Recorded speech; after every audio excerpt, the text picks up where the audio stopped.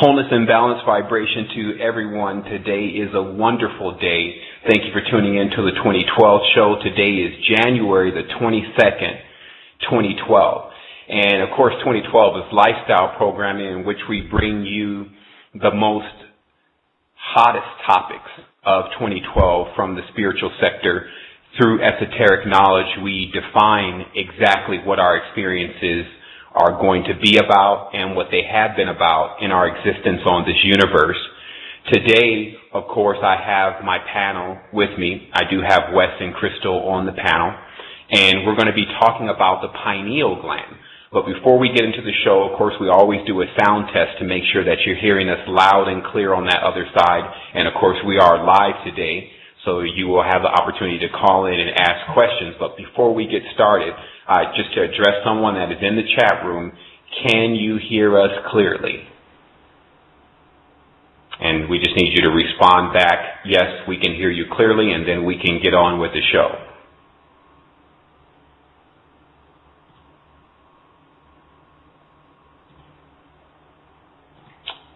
Again, we are asking someone that is in the Blog Talk Radio chat box if they can hear us clearly to type in that they can. Okay, great. So, so let's get started here today. This is the first part of a segment that we're going to do. Of course, this is still pre-season, but this is the first part of a segment that we're going to open up about opening the pineal gland.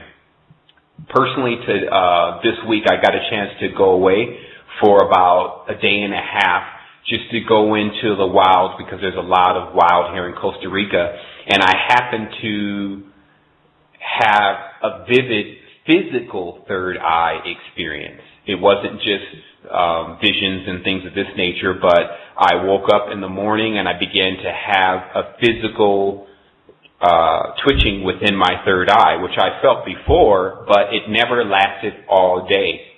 And then towards the end of the day, it began to spiral. And this is 100% very vivid, and it went on. So it prompted me to really, really get the information out about what it can do or what it does and how people can utilize it and why it's important to have it. Because what I'm realizing in your society right now, in the society that we're living in, is that religion has basically made everyone stagnant. What it's done is it's allowed people to forget the power that they have and the ability that they have and look to something else for that ability. And this was never supposed to be done. You have to go into the reality and into the universe to learn your lessons and experiences, to pair up with your other half or your soulmate. All these things are really true. I'm in a living documentation of vividly discovering these things and then being able to bring the information to show that it's not only true, but that there has definitely been a timing process in when we're going to learn this information. And now we're learning it right now, and it's important for everyone to learn it right now. In the past, there could be a million excuses of why we didn't get it from the different factions that were holding it from us, et cetera, et cetera. But some people spend their whole life complaining and talking about negativity, and they die with negativity on their mind and never go into working on the solution. So we don't want to have the same failure as some very great people that came through this world, but ultimately end up failing because they could not transcend their message into the next level of where it had taken its adherence. So it's most important to realize that at the Resistance and the Wholeness Foundation, here also on the 2012 show, which is known as the Universal Current, the University of the World, we are fully engaged to give you the information about how to get to a higher level, and we are not getting distracted. The main thing you have to understand here in 2012 is the force that has been seeking to keep people behind knows this is the time that their third eye awakens. The third eye is more like a solar disk. The actual symbolism in the Egyptian lore of the solar disk is the third eye, and when it opens, it's your sun in your body, so it shines onto all of your planets that are in darkness right now because they're inside of your water or your flesh and they don't have a light. Just like our planet, if the sun moves away from the planet has no light. So it has an internal core, but it's no light. And that's why in the beginning of the Christian Bible it says, let there be light, to indicate that the time previous to that was the Tiamat, the matrix, the womb, the darkness, the place where they say the monsters lived because they were very unfamiliar with the beings that were existing inside of this plasmic type of fluid that's called what they're calling the water. And this is very similar to the fluid that I believe is the amniotic fluid that the woman carries inside of her womb. So you have to understand that this year, because it's the timing for activation, if you notice, in the sky, the sun has a particular time. It doesn't go faster and it doesn't go slower. So this means that we could want something so bad, but if it's not time for it, it won't be available. So thus in the past, people have been wanting to graduate to higher levels of spirituality, and it's just, for some reason, it keeps to be one stagnancy, one distraction, one thing after another. But really what it is it's been providing you lessons and experience to prep you for now. So you can at least size somewhat and say, okay, now this is time. But don't allow these entities, which I'm going to be mapping them out as we go on in the show's future, but these entities who have already been identified, just in particular factions and even their pictures, do not let them distract you from opening up your third eye. Do not let the revelation problem seize you, meaning that the way the book of the Revelations is written, there's a large chunk of the world that believes that is going to happen. So they're actually believing that they want to destroy the planet. It's insane. Especially since their connection with the being that told them that was going to happen is almost non-existent, meaning that these people do not talk vividly most of the time with whatever they're saying that they worship. They are in a psychosis in their mind, and it's very hard at times to communicate with yourself when you believe that the God is outside of you and you are the God. So there's things that have to be corrected, and this is the time that those things come into correction. And there's a great deal of assistance here to allow you to do that because, like I said, it's time. So what the third eye is about, what I've done is I'm also going to bring my panel host in a moment. We're going to talk about a lot of things. We're going to talk about the number one ways to activate the pineal gland. We're going to talk about C1 bone adjustments. We're going to talk about, or maybe I even pronounced that wrong, but we're going to talk about bone adjustments. We're going to even talk a little bit about DMT. We're going to talk about cassia. We're going to talk about alfalfa. We're going to talk about basically what you need to do to get access to what. So that's, of course, the conversation that's got to come first. Like, what does the third eye do? What is it all about? Why is it such a desired ability to have? And so we'll start first with understanding that, again, that the third eye is what activates other chakras. Even your root chakra can activate, but the other chakras basically can't use that energy. The only thing that can use the energy of the root chakra is everything below it. So this is very similar to a hierarchical system where once you get to a certain level, the ones below you can't command you. Basically, they can't give you a charge or they can't give you energy. So what happens is that in our body, because our consciousness resides within some of the top parts of our brain, as far as our higher states of consciousness, our whole body is conscious, but the highest consciousness, the frequencies, etc., are in the head, and that's why they have the skull to protect them. So if you actually laid out the entire body and started taking it piece by piece and understanding, just from the standpoint that the higher frequency beings are residing in your brain, you could actually come up with the exoteric doctrine for what all of these religions are really saying, but of course it's externalized, so it's going to have a fear factor that is attached to it. So you could come up with the story of this entire universe within your body. I'm here to tell you that is 100%. I'm an individual. I've read over 15, now into 16,000 books.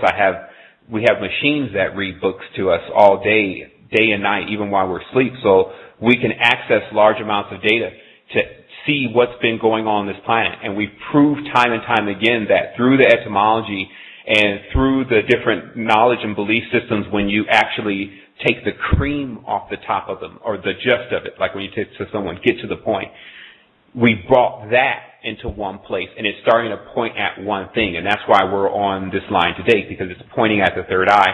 Even when they say that, okay, well, in the Masonic and Illuminated individuals, they have access to the third eye, I can tell you 100%, this is what gives them the advantage over humanity. And it's not something that they can prevent from happening, except for by telling people they can prevent it from happening and getting them caught up into things that that tell them it's not supposed to happen for you. Meaning that the religions don't erect the person as the crown of creation of the Most High. The religions erect an external being that is invisible as that. So when that happens in the reality that you're living in, this is when you got to get serious.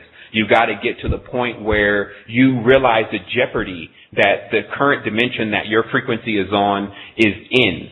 Now, this is where avatars, messiah roles, and things like that come up, because someone actually needs to raise the frequency of the environment by raising their frequency, because then it raises the frequency of everything around it. Then those things, trees, plants, in turn, give it back. They're familiar with this system of cycling energy, because everything knows that, except for basically this idiot faction that we've recently been under, that has been working a purpose to simply hold us until a certain time, but it cannot hold us now anymore. So that's what people have been talking about in all of these different Project Camelots and things of that nature. They talk about when it gets to the point where they can't hold us.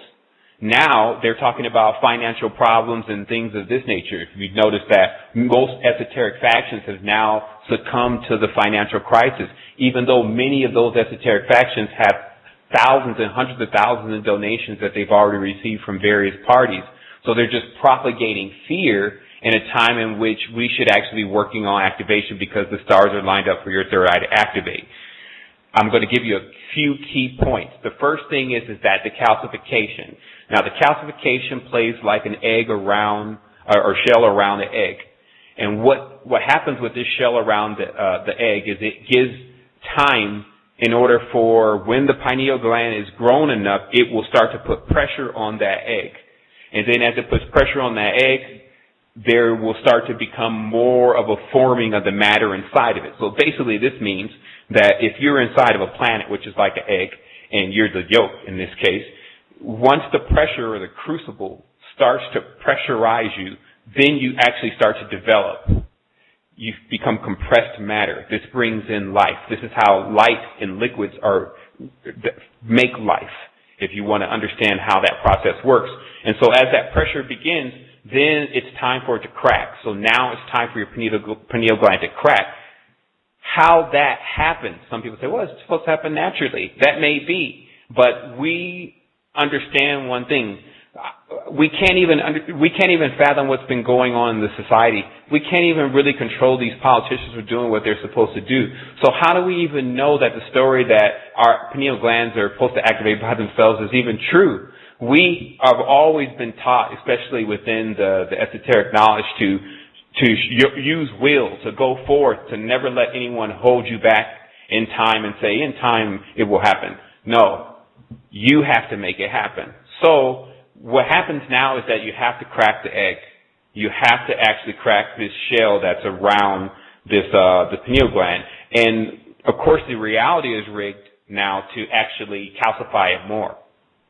So it's in the water. Like, you could run some water and then you can look in the sink and then look in different things of your clothes and see how much calcium the water is leaving. So that calcium goes directly into the brain for some reason. It's like the brain is programmed to get the calcium first, because generally calcium is supposed to be accompanied with magnesium, and the magnesium, or the mag, they need the magnesium for the magnetic situation that's going on in the brain, because the brain is magnetic while the lower worlds are electric.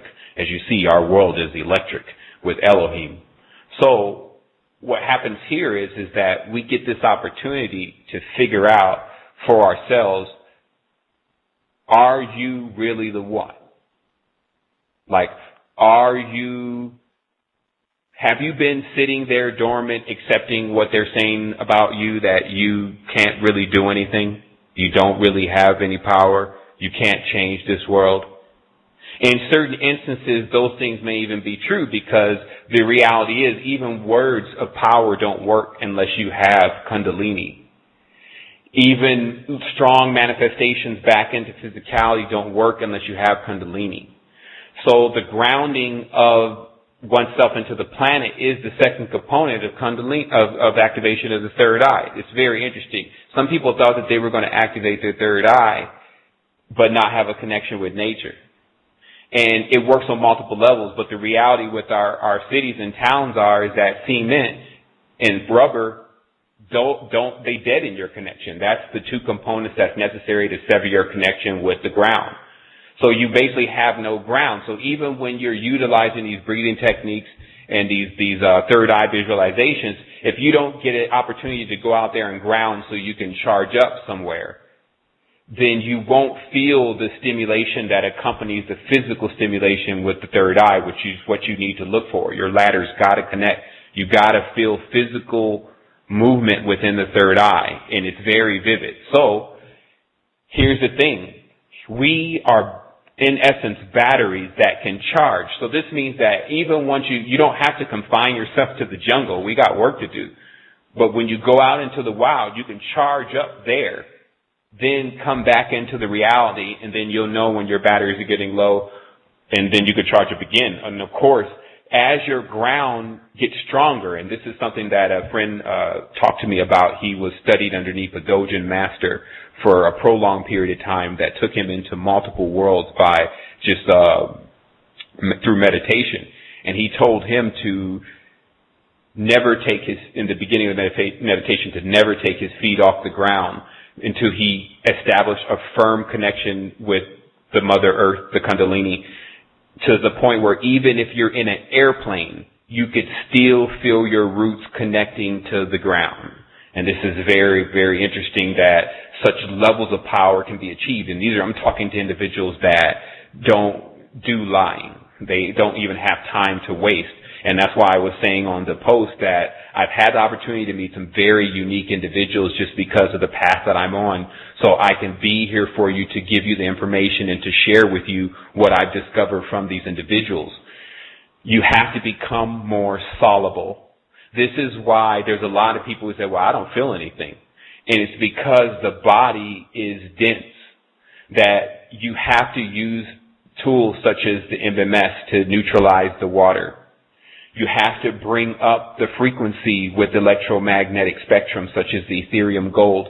These are things, they're not even really expensive per se to what's being sold in the medical industry, but it allows you to be more soluble. This means that when the essences that are available, the first part of them that start coming in, you're receiving them. This means you're almost getting the first part of, quote unquote, the harvest, or the energy that is set up for you to receive. So what ends up happening here is that you get this, again, opportunity to do this time. Whether, I believe this year is the point where everything comes to a head, because I've discovered certain images as we've been tracking down this 528 hertz. These images are now 100% bona fide that they are the corresponding images to activate the pineal gland. Because shape is sound, is color, even having the image around changes the environment to the highest frequency over time. I want you to, for those that are tuned in, to go to the Resistance website. We've installed a new widget or toolbar, and in that toolbar, there is now an icon next to the YouTube button, and there is a picture. It's a picture icon, and you can click on that. So I'm going to wait for just a moment, just to allow people to navigate there. But if you go to the first page of the Resistance site, www.resistance2010.com, after you allow the page to load, if you look on the bottom, there will be a toolbar that loads. And on that toolbar, next to the YouTube icon, which is on the left side, there is a picture icon. It looks like a camera. You press that button, and what will pop up is an applet called Coolpix. It'll take some time to load, probably about sometimes 30 seconds even, but it will load. In there you will find 3 pictures. The first picture that I want to bring attention to, and these pictures are pulled from a document that J.J. Hurtak put together. Now, we know that J.J. Hurtak is a Yahwist, so it's quite evident where that propaganda ultimately leads with duality, especially with the Yaldabaoth entity of the Gnostic scripture. However, because that particular entity does contain a large amount of information about how the reality was designed and what was used to control it, we've been able to pull images, and I'm actually skimming through the book now, and I have a member of the Resistance, Rasul, who's a professional at such things and that documentation. But there are number codes and sequences and schemes and geometry and pyramid locations and things of this nature that I know, especially from the status that the book is in now in certain arenas, were the ones that the quote-unquote controllers were using to keep the reality as it is. The interesting part is, basically to keep the knowledge of the reality so that they could have this elite level of being now. Remember, this is non-dualistic time. So what we're mainly doing is bringing to you the information of exactly who is doing it, why they're doing it, when they did it, etc. But we encourage you, there's nothing to be conflictive about. Move on. Take the knowledge. Don't get distracted and keep moving. But if someone asks you, because many people that are on this line have the duty and have the commission and even been ordained, as the word is used, to go out and to take the message abroad, they have to know the answers to these type of questions, and they have to know the knowledge behind these kind of things in order to speak with intelligence and high reason within the places that they will have to speak in. Meaning that neo-universalism, which is the title that has been given, which is to show the commonality between all species in this universe, is what I believe to be the next system of spiritual awakening, because it contains a non-dualistic format. So let's continue with this third eye.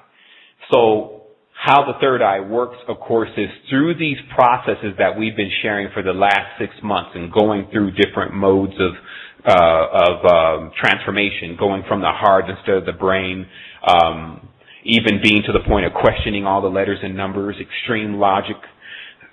That whole process has been making the pineal gland grow, because if you look at it as a physical thing, you're only capturing one part of it. When you look at the spiritual part about it, that's the essence of it. The actual essence of the pituitary gland, the spirit of the pituitary gland itself, grows off of truth.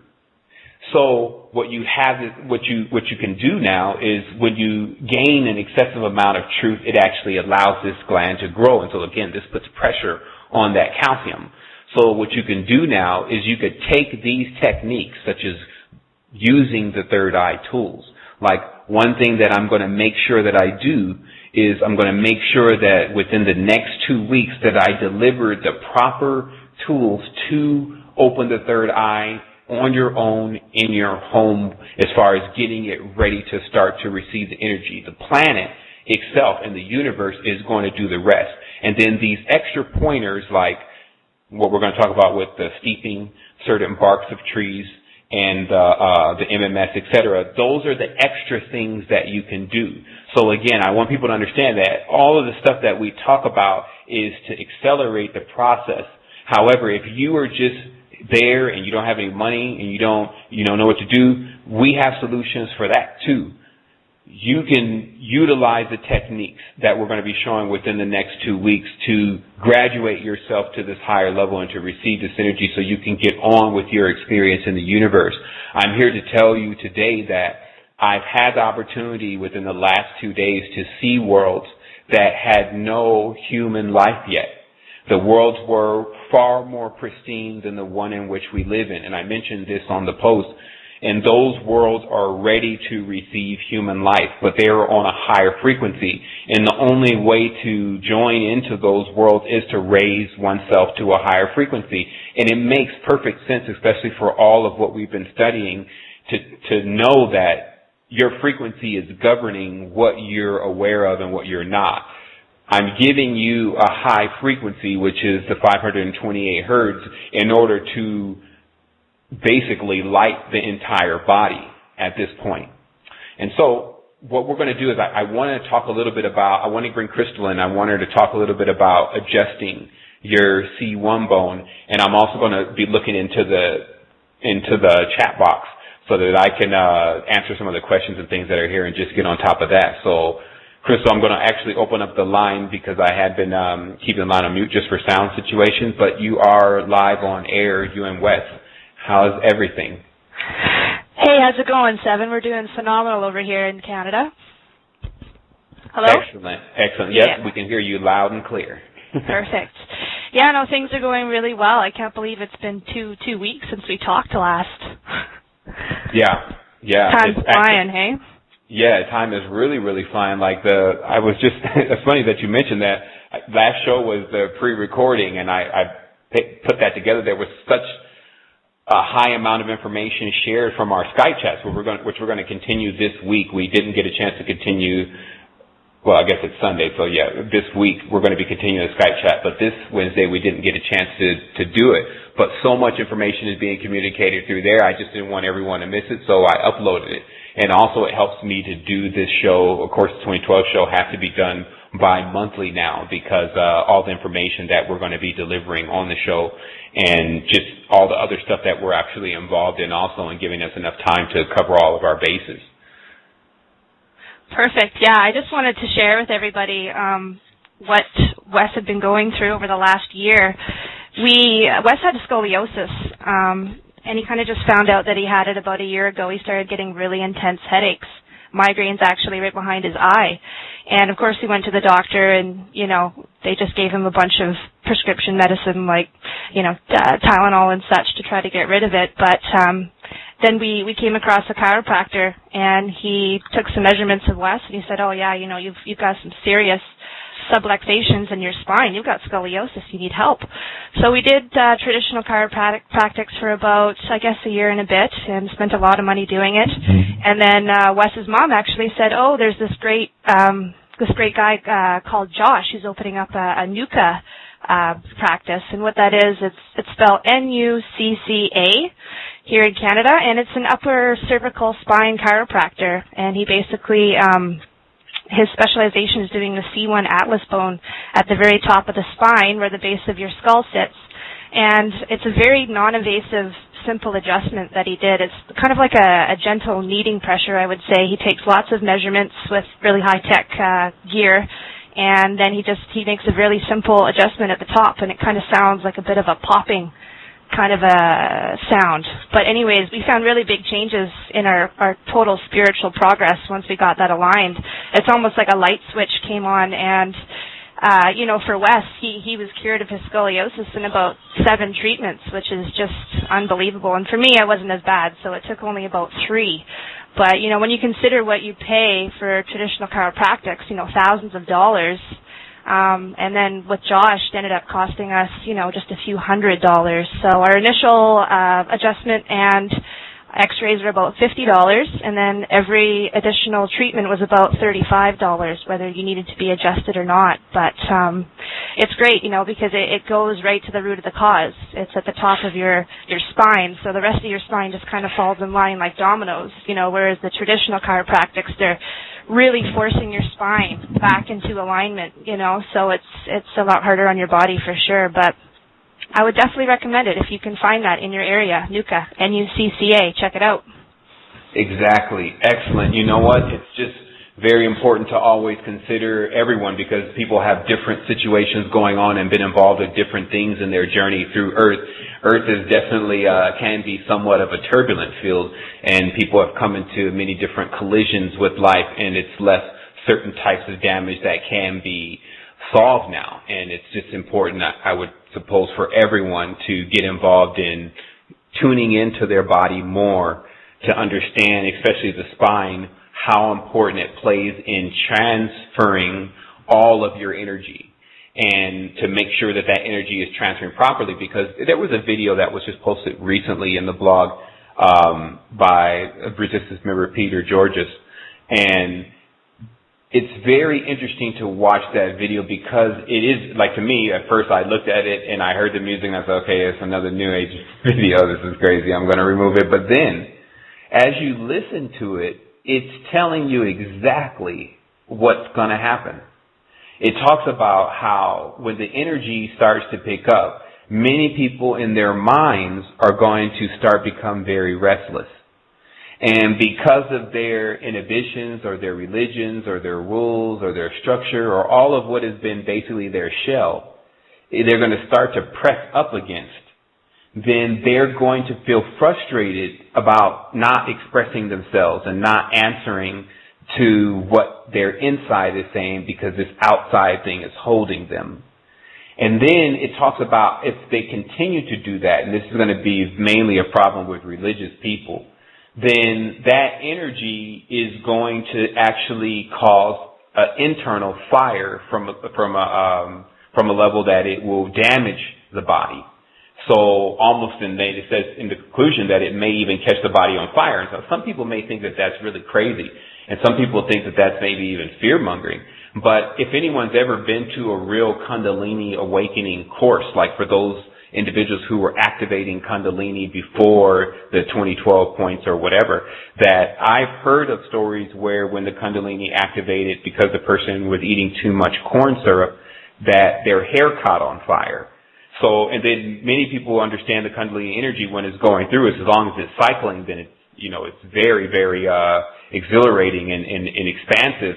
But if it's stuck and you feel the pain and the pressure in that area, then it's important to get that looked at as far as even on the physical level, adjusting the spine to where that energy can move through there. Because many of us, again, have different things going on. So it's just important to know that. We're going to take some questions here that are actually in the chat box. Quantum Polarity says, is there any benefit from taking L-tyrosine to assist with activation of the pineal gland? And if so, what is the dosing to achieve optimal results? Now, the first thing is that, okay, so let's get to that question just directly. Now, the element in particular I am not familiar with, so we're just going to go to our engines in order to get me slightly familiar with it. But while I'm getting familiar with it, what I want to talk about is what I want to start talking about here is the premium ways to activate the pineal gland. Right now, currently, just like what's going on in Fringe, is we are now preparing ourselves to steep the cassia tree, which is like a tea then, to see if it will begin to stimulate the pineal gland enough to break the shell without having to take the cassia tree through the alchemical process in order to extract the spirit molecule. Because the cassia bark is still the highest in the element that is needed to stimulate the pineal gland. And this is knowledge that has been carried throughout the ancient world under the names of cassia, acacia, and even the burning bush, the philosopher's stone, the element that can turn anything into gold. I have a very high notion that large amounts of dimethanol tryptamine, which are still very difficult to accumulate, but like a large jar of this substance in dropping a crystal in there would bring the crystal fully active to whatever it was. Dropping a plant in there and allowing it to grow in it would bring it fully active in the physical dimension. Now I tell you this, people, I'm giving you information that has never really been brought forth before from, in my understanding, like directly on radio or anything of this nature. So I believe there's still something about this particular time that is keep making a hole for us, for better lack of words, like, hey, take the knowledge, understand what's going on, check it out yourself, use your scientific method, use your logical method, use your alchemical method, use your etymological method, use your spiritual method, use your sensual method, whatever method you have to use it now. Scan what I'm telling you, and you will find it to be truth, because it's redundified everywhere. just as our humanity is a fractal, and the woman can birth a woman, can birth a woman, can birth a woman. That is the reality of facts that we're dealing with now.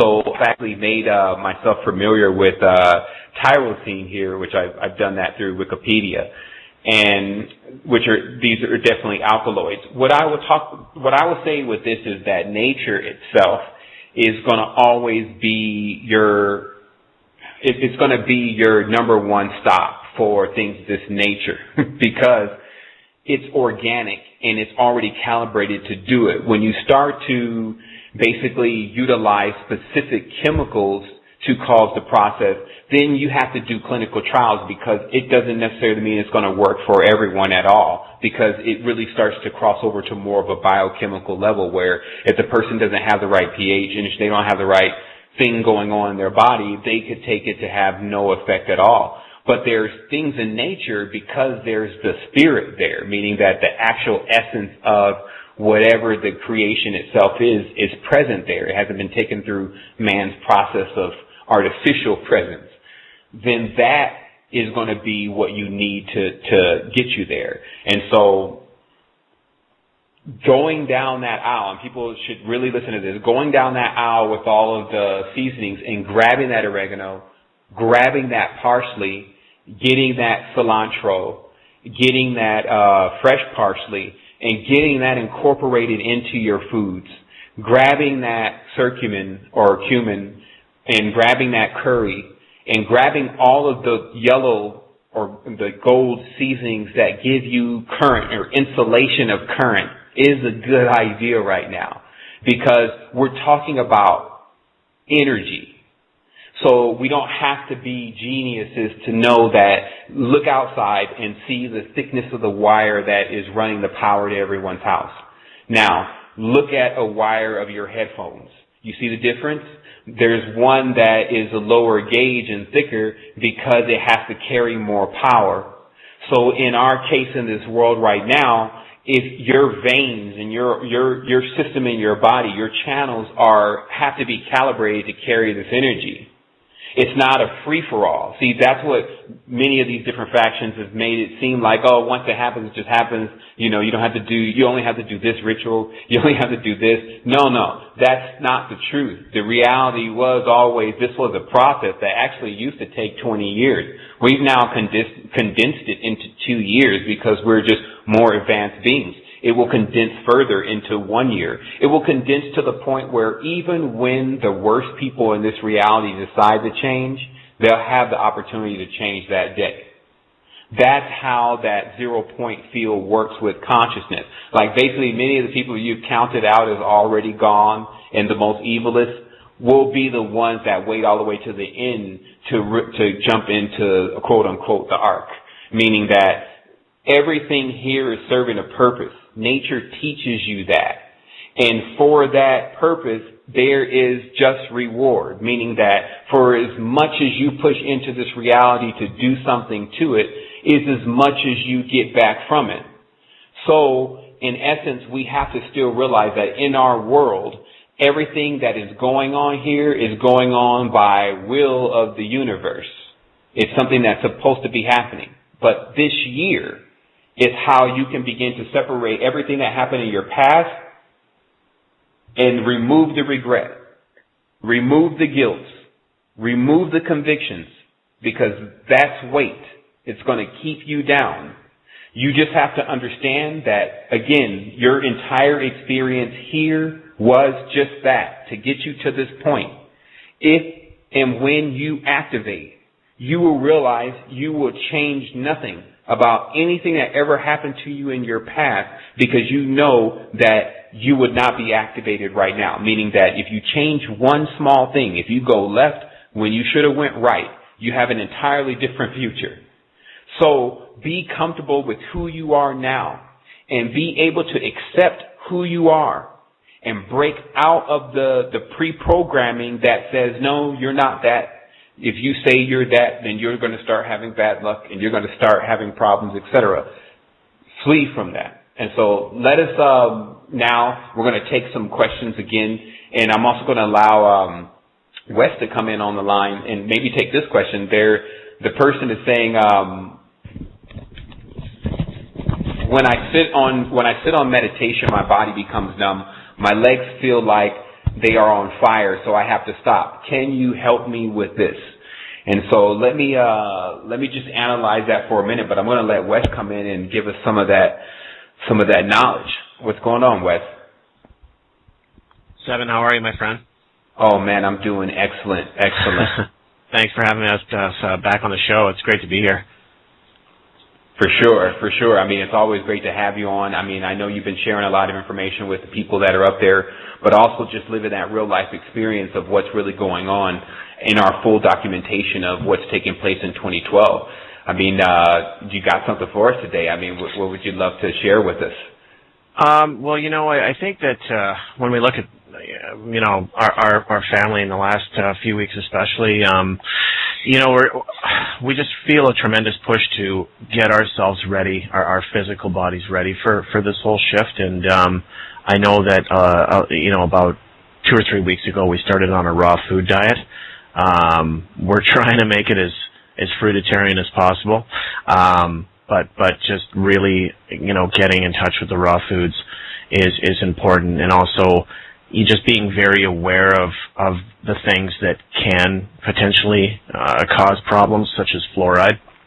I know that we buy, for example, a specialized toothpaste that's fluoride free because that calcifies your pineal gland. We do a very high alkaline drinking water.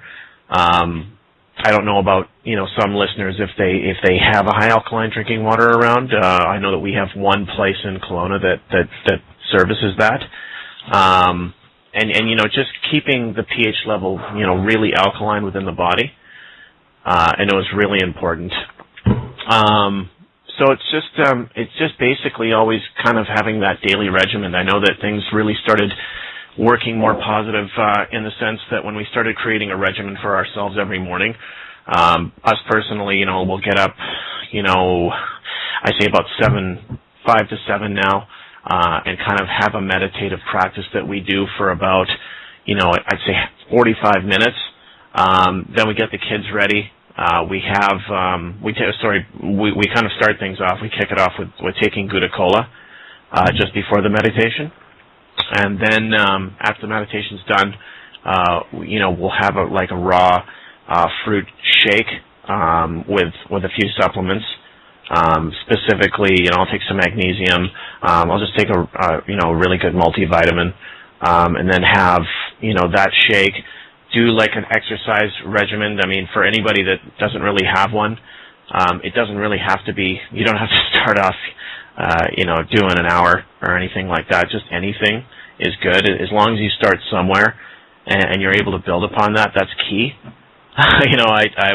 We just had our little baby a little while ago, so I was out of shape for a little while, and we're getting back into a workout regimen, and it almost felt like 5 minutes, and I was gassed, But it's creating a kind of a focal point, and then moving from there, and now we're working out for about half an hour to an hour just before I take the kids to school, specifically Kennedy. So I think that when you go on to the website, there's a lot of things that you can look up on terms of how to get the right supplements if you really wanted to take things to the next level, like the Ethereum Gold and the Shilajit.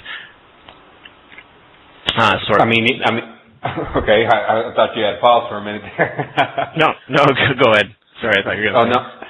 I was I did get a little information on that question that we had got just a minute ago about the knees or the legs actually feeling like they're catching on fire. What I did want to recommend to those people is that you attempt to do the meditation standing up or in the master's pose or laying down, because what happens is in the beginning of the meditation, and that's why there's half lotus and full lotus at the beginning of a meditator's quest, is to understand how to sit properly to where the energy actually flows and doesn't bottleneck in the legs. And some may try to go into full lotus like right away, and just because they can put their legs like that, then they use full lotus.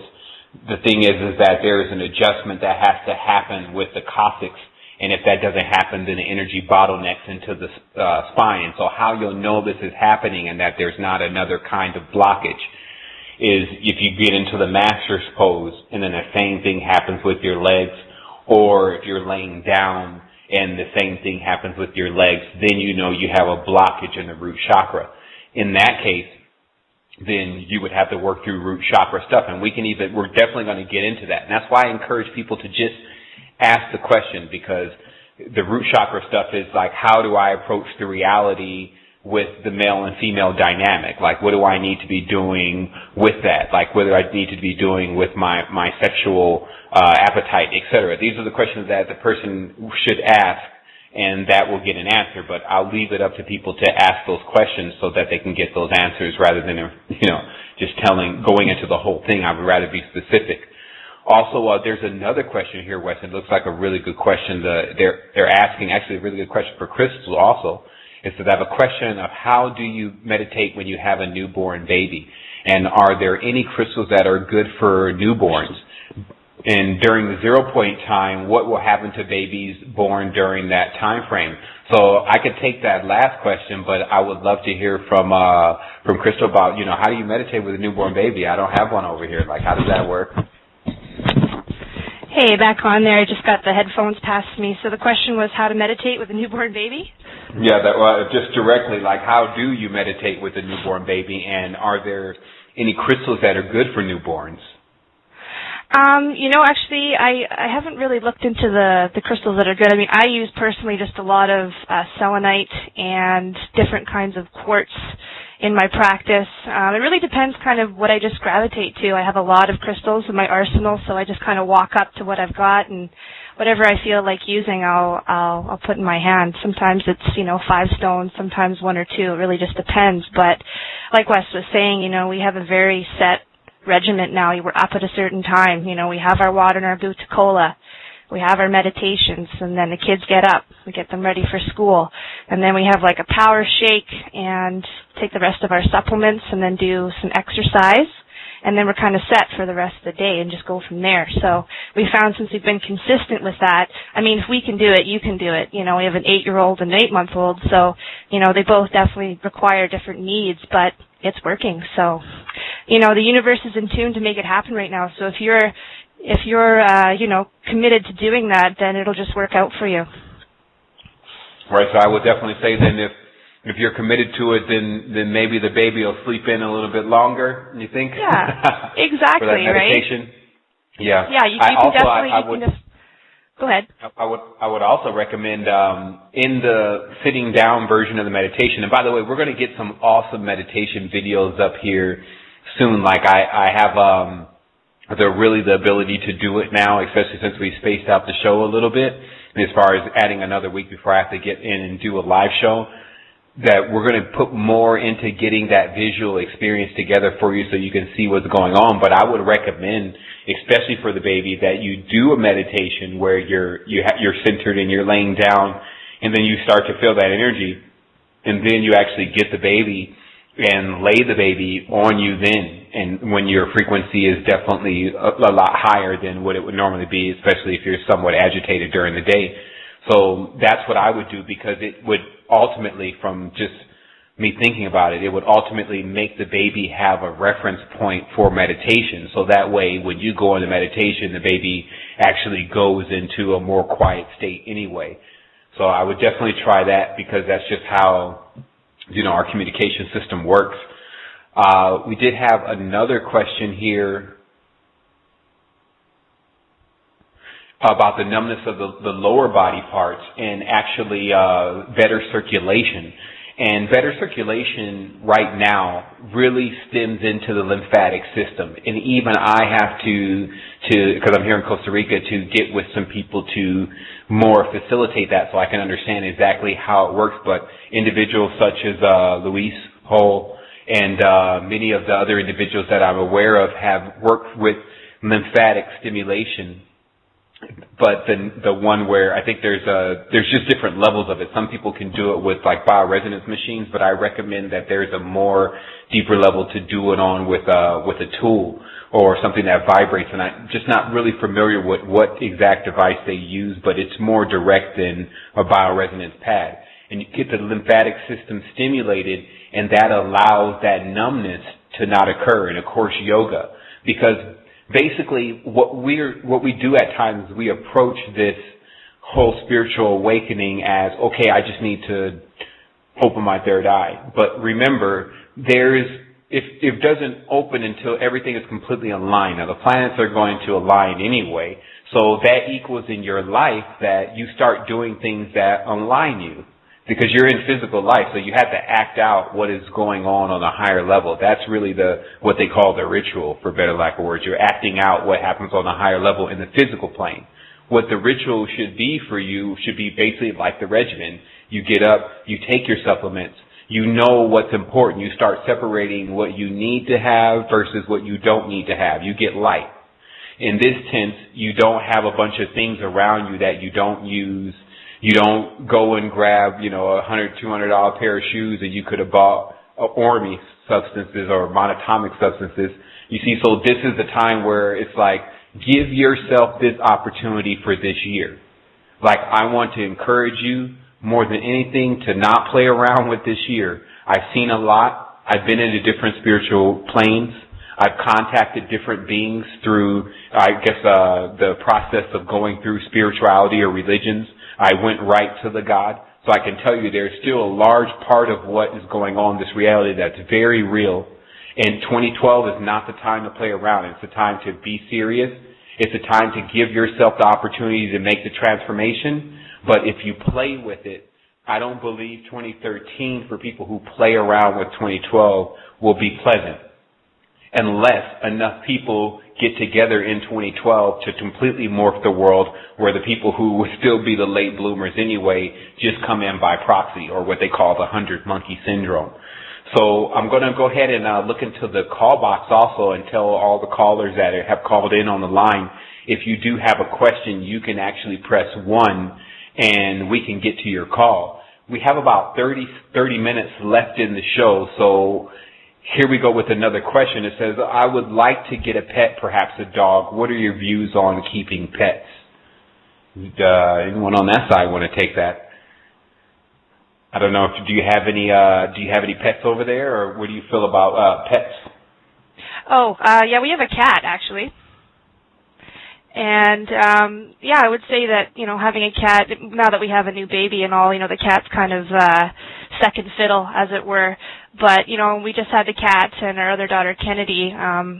We found it to be useful. I mean, there'd be times we'd be sitting and meditating or just kind of sitting quietly, and the cat would perk up and kind of look in another direction, and you'd wonder if the cat was seeing things. And, of course, we all know that, the esoteric lore behind cats, they can definitely see into other dimensions. They can see what we can't see a lot of the time.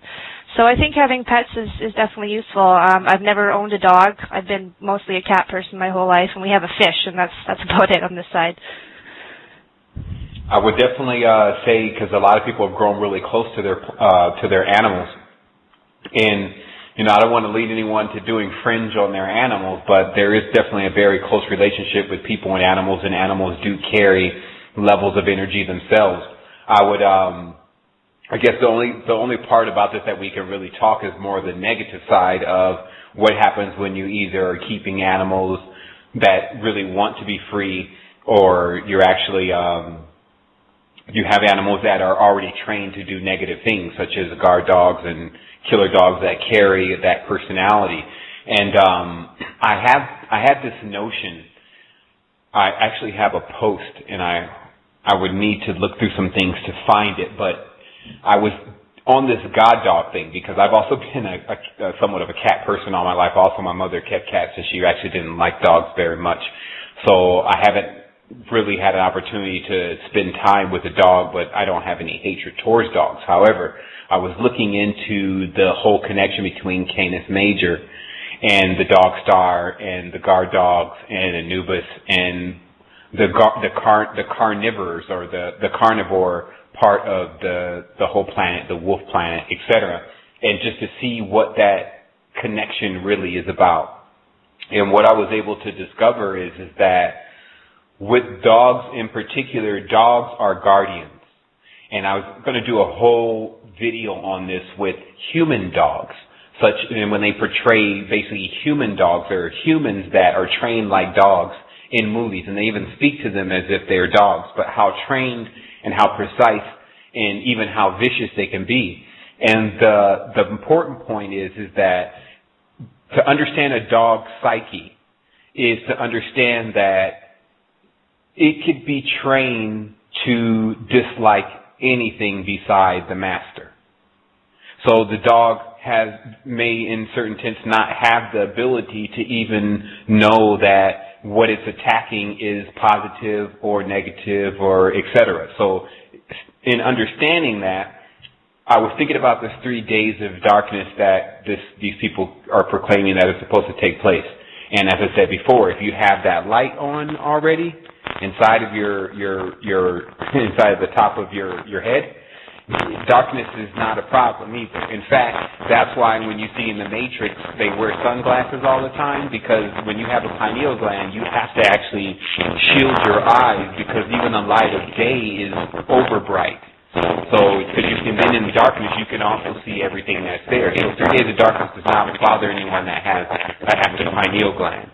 For those who may not have an active pineal gland, what I believe may happen, or may be able to be connected with these guard dogs, is that these spirits may start moving, these dark spirits may start moving across the plane during those times. And because people don't have any light, they may start startled or even attacked by these entities.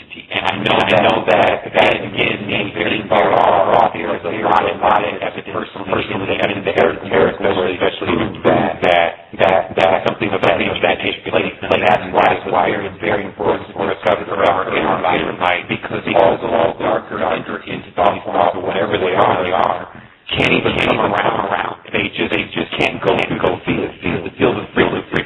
So that's what I was seeing in the post, that the lower frequencies have these different things that live there, but the only way they have access to you is if you go on to that lower frequency, because you've changed into this low frequency. So when you're on this high frequency of the crown chakra, then all of that stuff is touching people.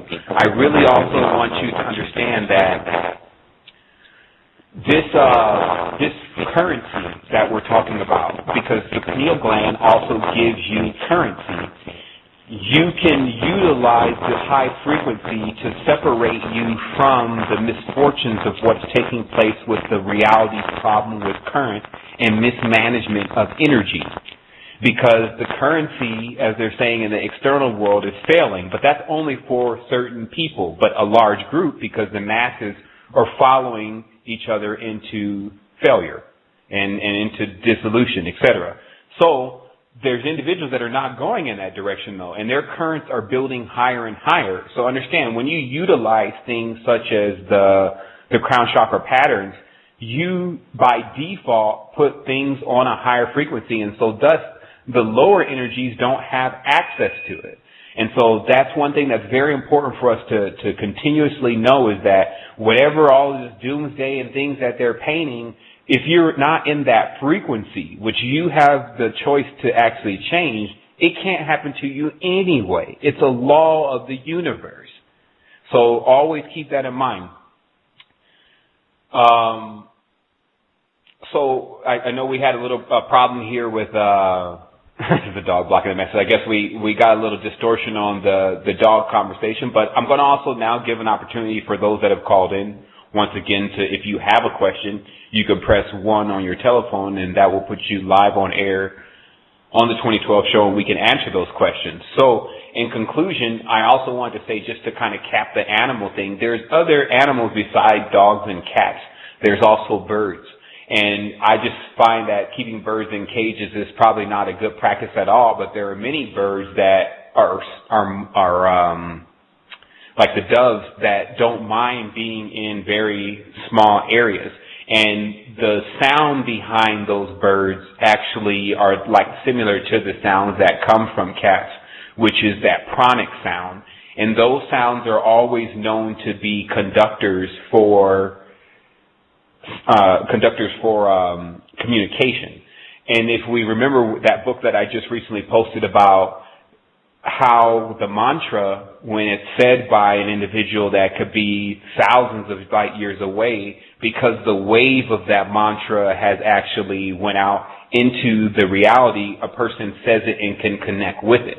So that's how these certain frequencies of sounds that animals make become like channels of communication for us. Amana had asked a question about my views on body piercing. What I would definitely say from what's discovered in the esoteric information is that any time that you puncture your body, you actually make a wedge or puncture in your aura. And so this has positive and negative connotations to it. If a person does this in a negative way and punctures themselves and puts something that basically has no meaning or maybe some negative meaning, then, there's one level of that. I mean, you understand what you're doing. You're cutting into your aura and inserting something. So on the positive level, the level of where it's applied on a spiritual level, I'll put it like that. On the level that it's applied on the spiritual level, such as the Sankhya traditions, and I'll type that in the chat box here, but such as the Sankhya traditions where the tattoo is utilized as a level to increase the spiritual power. So you can see that just in understanding those two alone, then you understand that when you puncture or tattoo or pierce your body, you are opening up a point in your aura. Some people have done that directly on top of chakras and placed symbols, images, or something of that there, and then it, of course, goes into that chakra center. This can, again, be looked at as a positive and a negative thing, but even now at this point, you can compress them all into one and say, it's what made me who I am, and now I go for it. So that's the easiest way to look at it, because a lot of people have certain things tattooed on there like, well, does this mean that I'm doomed? No, it just means that that's what it took for you to get involved in and to be around to get you to this point.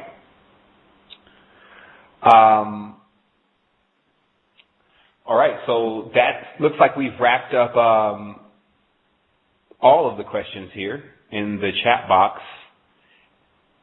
And I'm going to go ahead and check the switchboard really quick. We actually have about 25 more minutes left in the call. I'm surprised. It kind of seems like we're talking about a lot, but the time is moving a little slow. They must want us to get into some more of that deeper esoteric knowledge. What I will do, though, however, is I will take a short break, and when we come back, I will talk about some of the things that I've recently discovered deeper with the third eye. We'll get right into what it can be used for and what its uses have been in the past.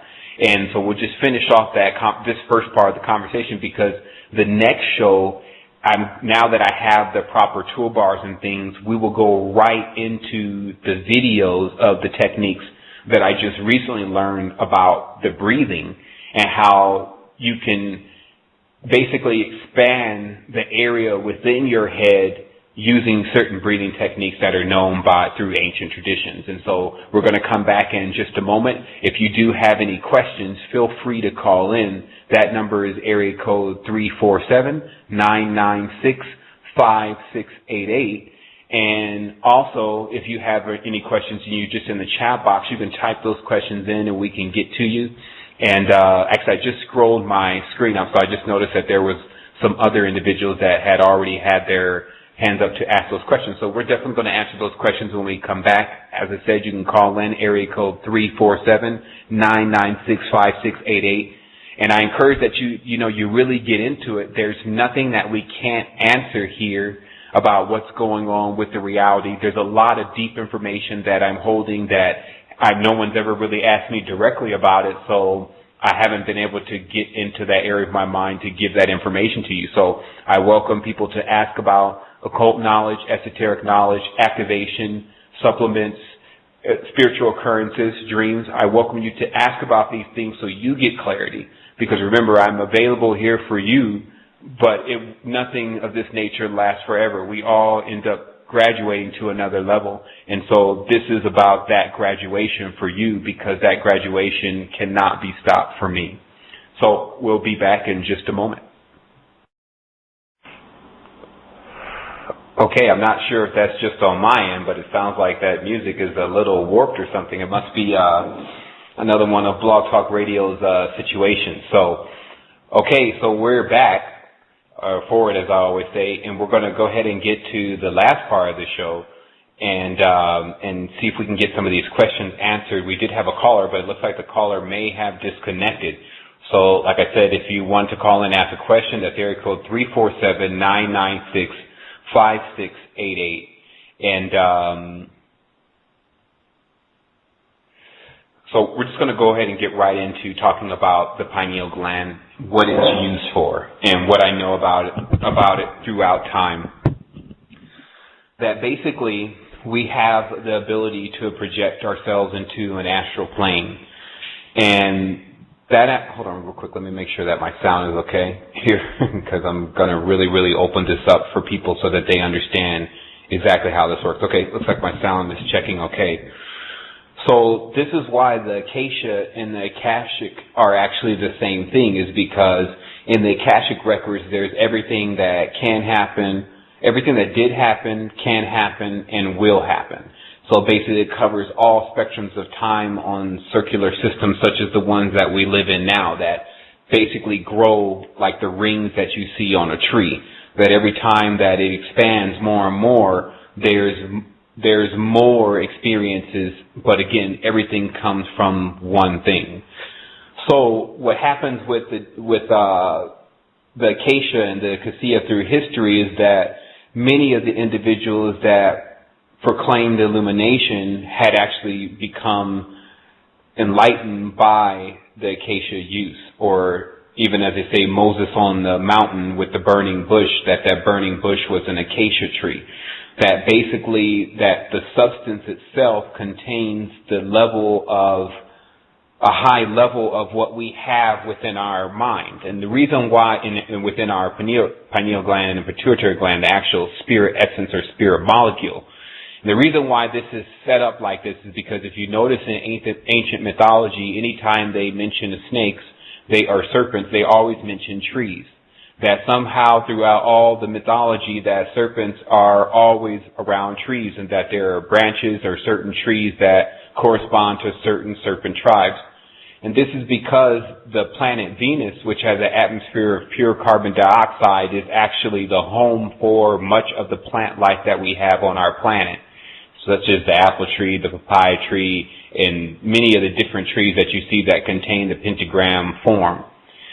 So what ends up happening is that the geometry of our world let us know exactly where things came from, and so we know that there was a strong connection between the planet Venus, our Earth, and a seeding process that took place. And so now what we're living in is we're living in a time where this tree, such as the palm tree, if you notice the palm tree grows in the desert. That means it's an extremely resilient tree, was given the title of being the immortal tree, basically the tree of that symbol of immortality. So when you ask, well, how does that even match up? I'm just going to show you how deep this really goes. How does that really even match up if the palm tree is the tree of immortality? Because what comes from the palm tree is the coconut. And the coconut oil is one of the only oils that when you heat it up, no matter how high you heat it up, it never changes its principles. All other oils, they change their principle. The actual coconut water can be used intravenously. If a soldier is on the battlefield and he loses a large amount of blood and there's no blood for him, but there's coconuts, you could give him the coconut intravenous and keep him alive. So this is how immortality in the connection with nature was always together. Now, remember, the serpent became known as the system of immortality because the Nagas, which were the Melon-dominated Dravidian kings that spoke the first language Tamil, who came from the Horn, or they call the Horn of Africa, the seat of civilization, which is now the place they're calling Ethiopia or Ethiopia, which is the 8. That's why you see Haile Selassie and the Queen and all these different individuals wearing the 8-pointed star, because that's the number for Venus, the number for regeneration. And it means you understand that, and thus you've gained this level. So what happens is that these people begin to migrate, and they first migrated into the area we call Cambodia, and they built those temples that are in Angkor Wat, pointed towards Orion. And then they continued to go forward, and they went into India and all the great what was then Persia. They were the ones they called themselves the Ar, and they were the ones who created the fire, what they call fire worship, which was fire was the as below resonator for the light above, which did not even burn and did not even consume.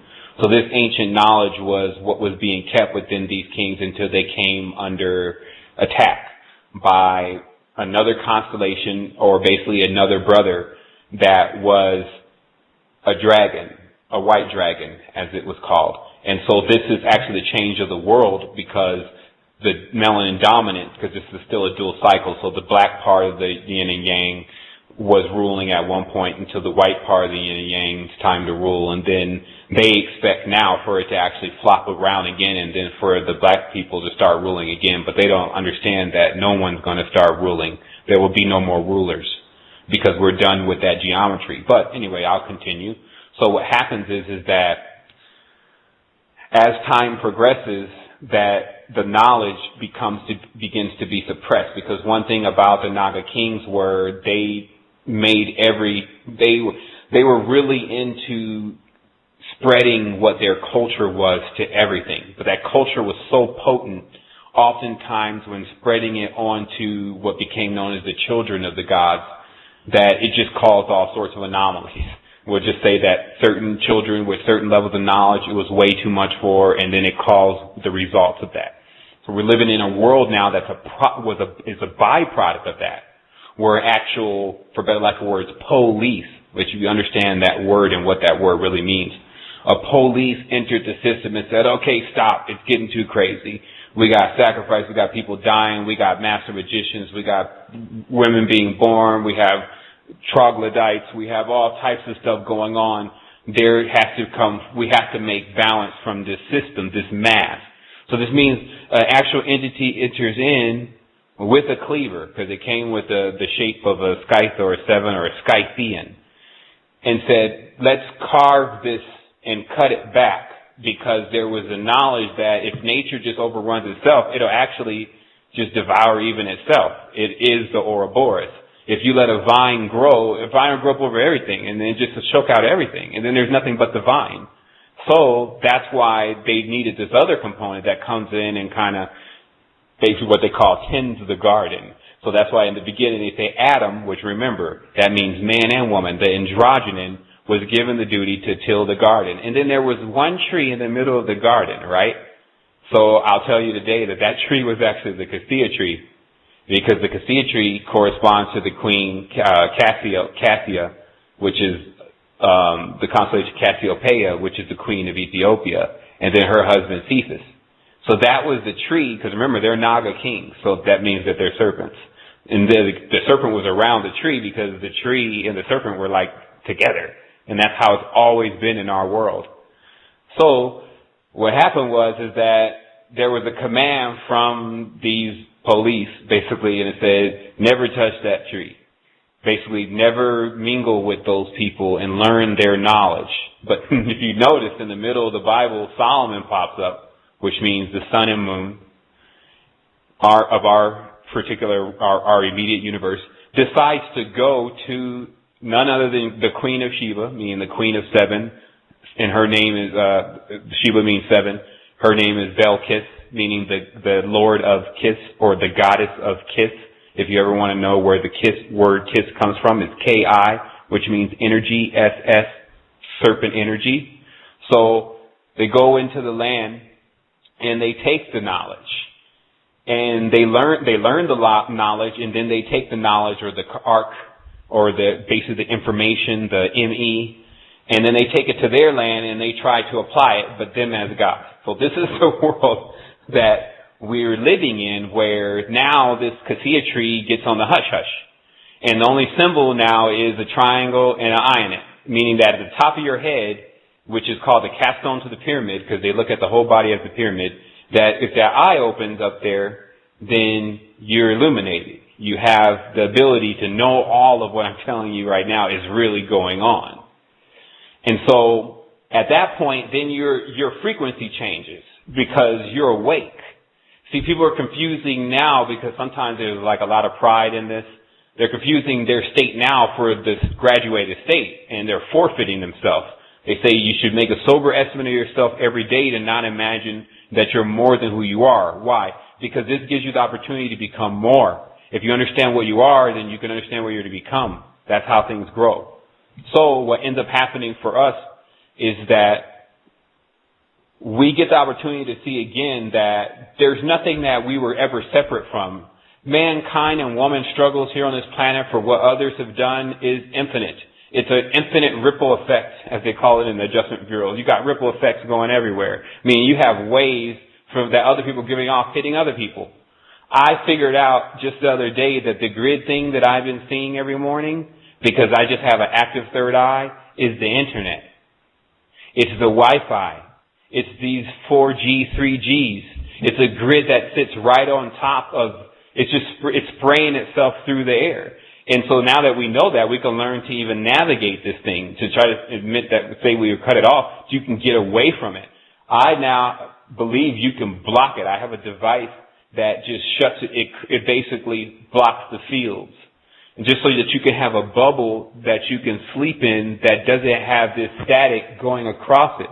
Because when it does, you can't remember the dream. I realize that the bulk of why a person can remember the dream doesn't even have to do it with what they ate before they went to bed and things of that nature, but because if the Wi-Fi is on, you have to keep a dream journal to keep another reference point.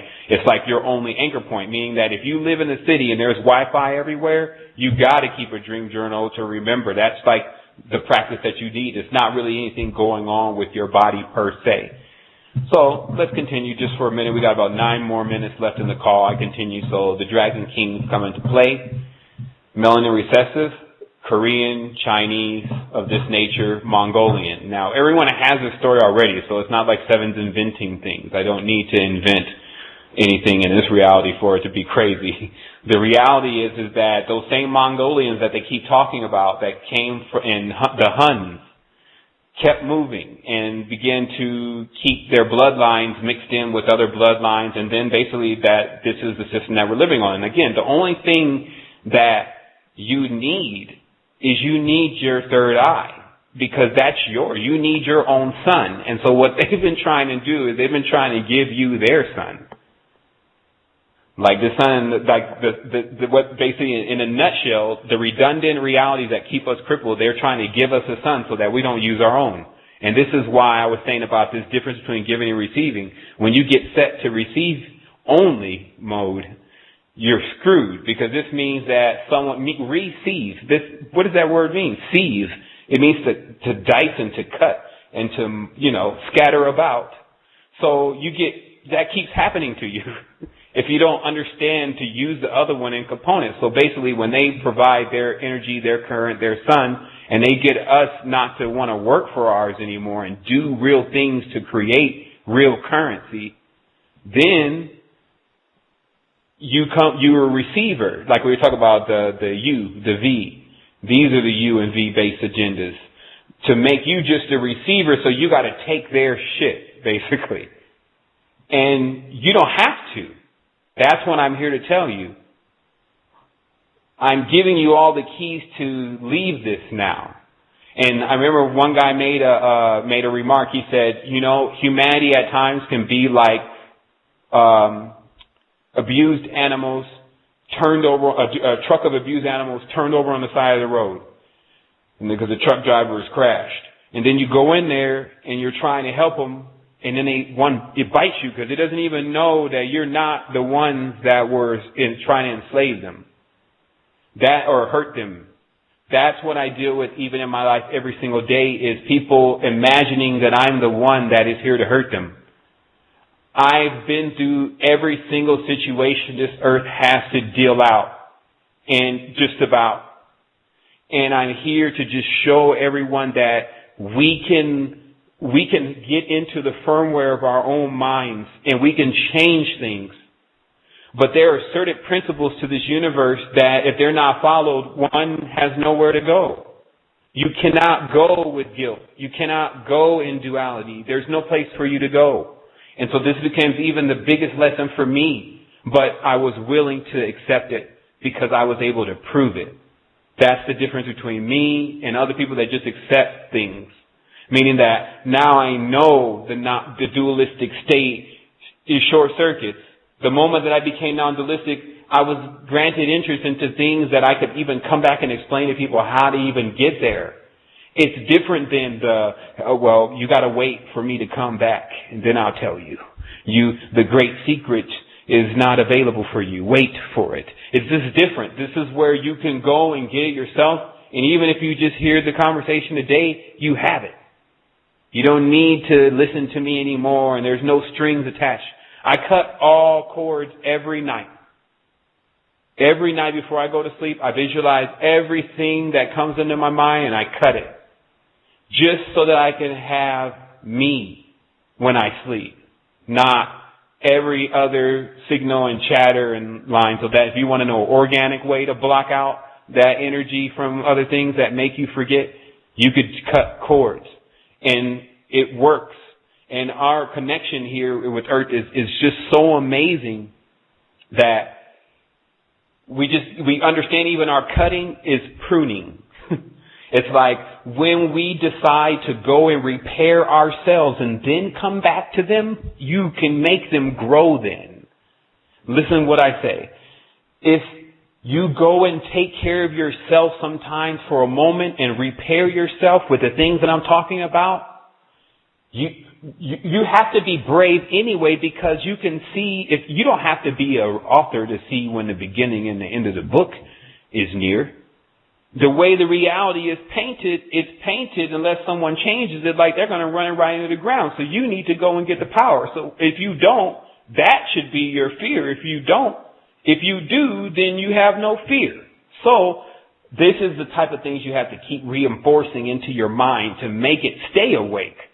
Like you talk about the Freddy Krueger movie, it'd be like, don't go to sleep. It's one of those things for real now, where you can't go to sleep in your consciousness and decide to take a break off this in 2012. Don't do it.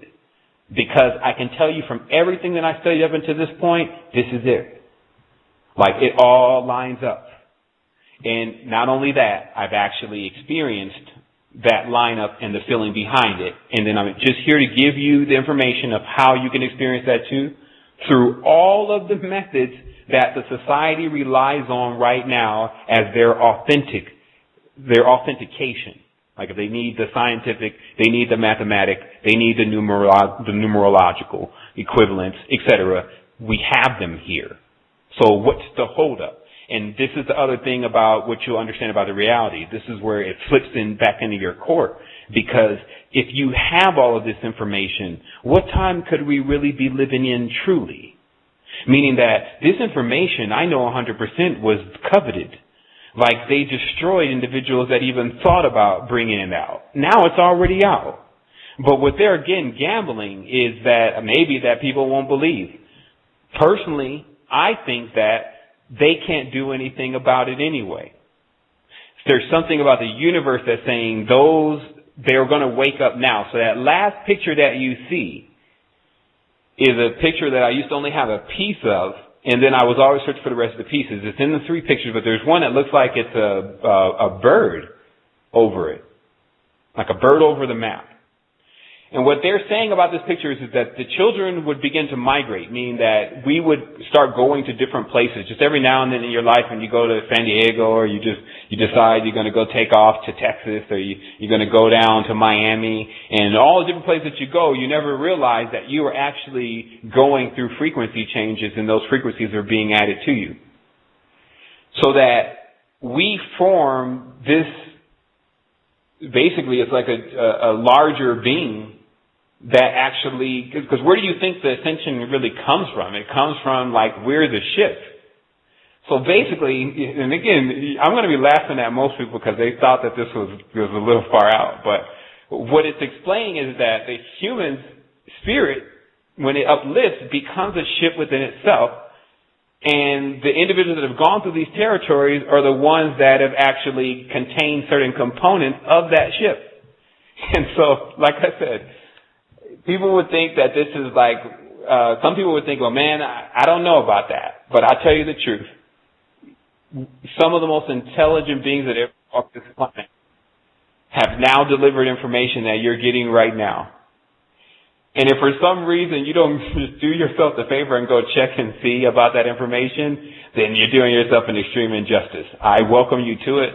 I want to welcome and thank everyone for calling into the 2012 show. We do have one caller. I think we may stay over for just about 10 minutes, and plus I want to let Wes and Crystal say their goodbyes and hellos, as we always like to keep it cycled. But we're going to have to wait here for about 60 seconds because there's an actual verbal countdown going on, and you can't really conduct anything with the verbal countdown.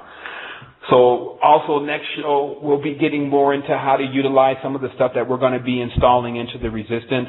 Of course, we're going through a complete overhaul of the forum itself. The Neo-Universalism site has already been purchased.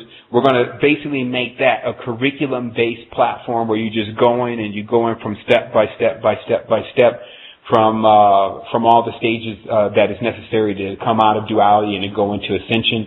Just make it that simple, and then it's up to you then to decide whether it's for you or not. And I can just recommend that you give it some opportunity for yourself right now.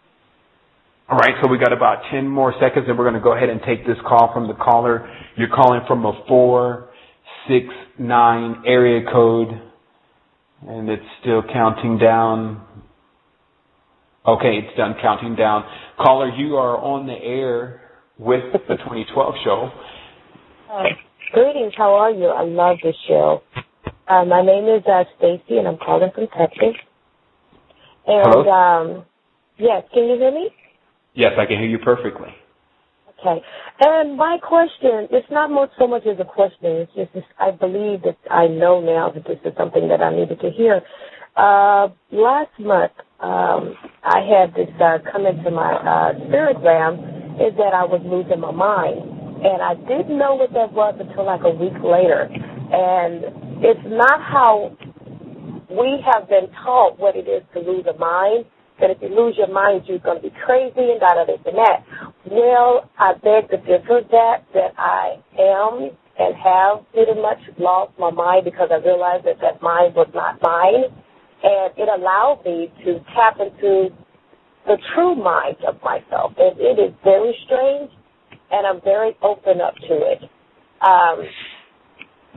And it's more to it than that, but it's just a show. I came at the last minute of it, and I will go back and listen to it again and follow your show. But this is just so on point. It's just awesome that you mentioned that, because we did talk about that just briefly a little bit in the Gnostic publications that we put forth, where they talk about how the archon or the anti part of the mind sets itself up and begins to literally have the conversation all the time. But then there's another level of that in which I experience, where the other side of the mind, which I call like when you connect with the other side of your mind, it actually starts to communicate back and forth, where one has a mind, kind of like a mind of its own. And then this becomes very foreign for a minute until you realize, wait a minute, that's me.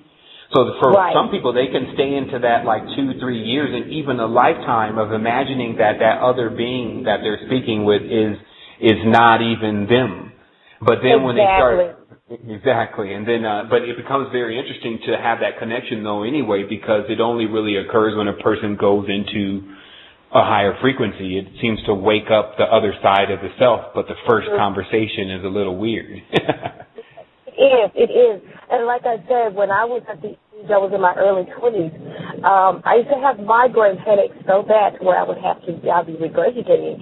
And that was letting me know then, looking back on it, is that migraine was nothing more than me breaking through a barrier.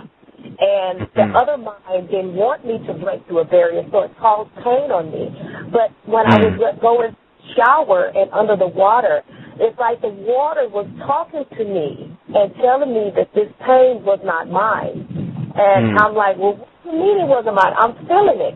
But it was only the feeling that was feeling it, not my true self.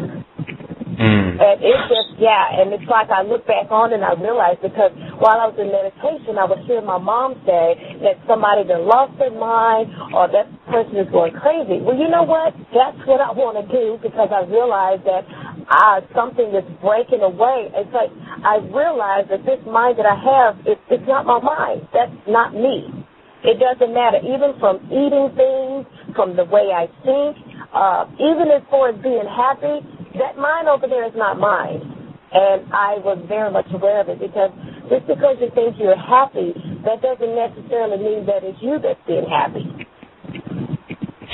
Right. I guess the easiest way to kind of explain it, because of course there's listeners, so they're like, okay, they may be getting a little bit lost, but the easiest way to explain it is that one of the procedures, and we were just talking about this again a few days ago, but one of the procedures of beginning to really deal with yourself is to actually separate that character and to begin to speak to it and to begin to explain to it why it's not going to be doing what it used to do anymore, because it's like it's because there's still certain stages that everyone is at, but it's basically being able to identify what exactly is the situation and then being able to communicate with it instead of just kind of leaving it there.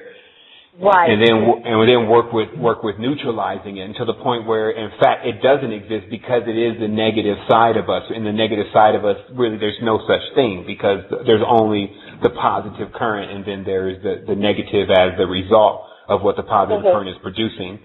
And I was actually, it's funny also that you bring that forward, because I was just thinking about, I was talking to another individual on the resistance named James Lyon, and we got into a conversation about how even negative energy, if you can see it, is basically light disguised as negative energy. Because if there's only really one component, then to identify that there would be another is to basically just to separate the illusion.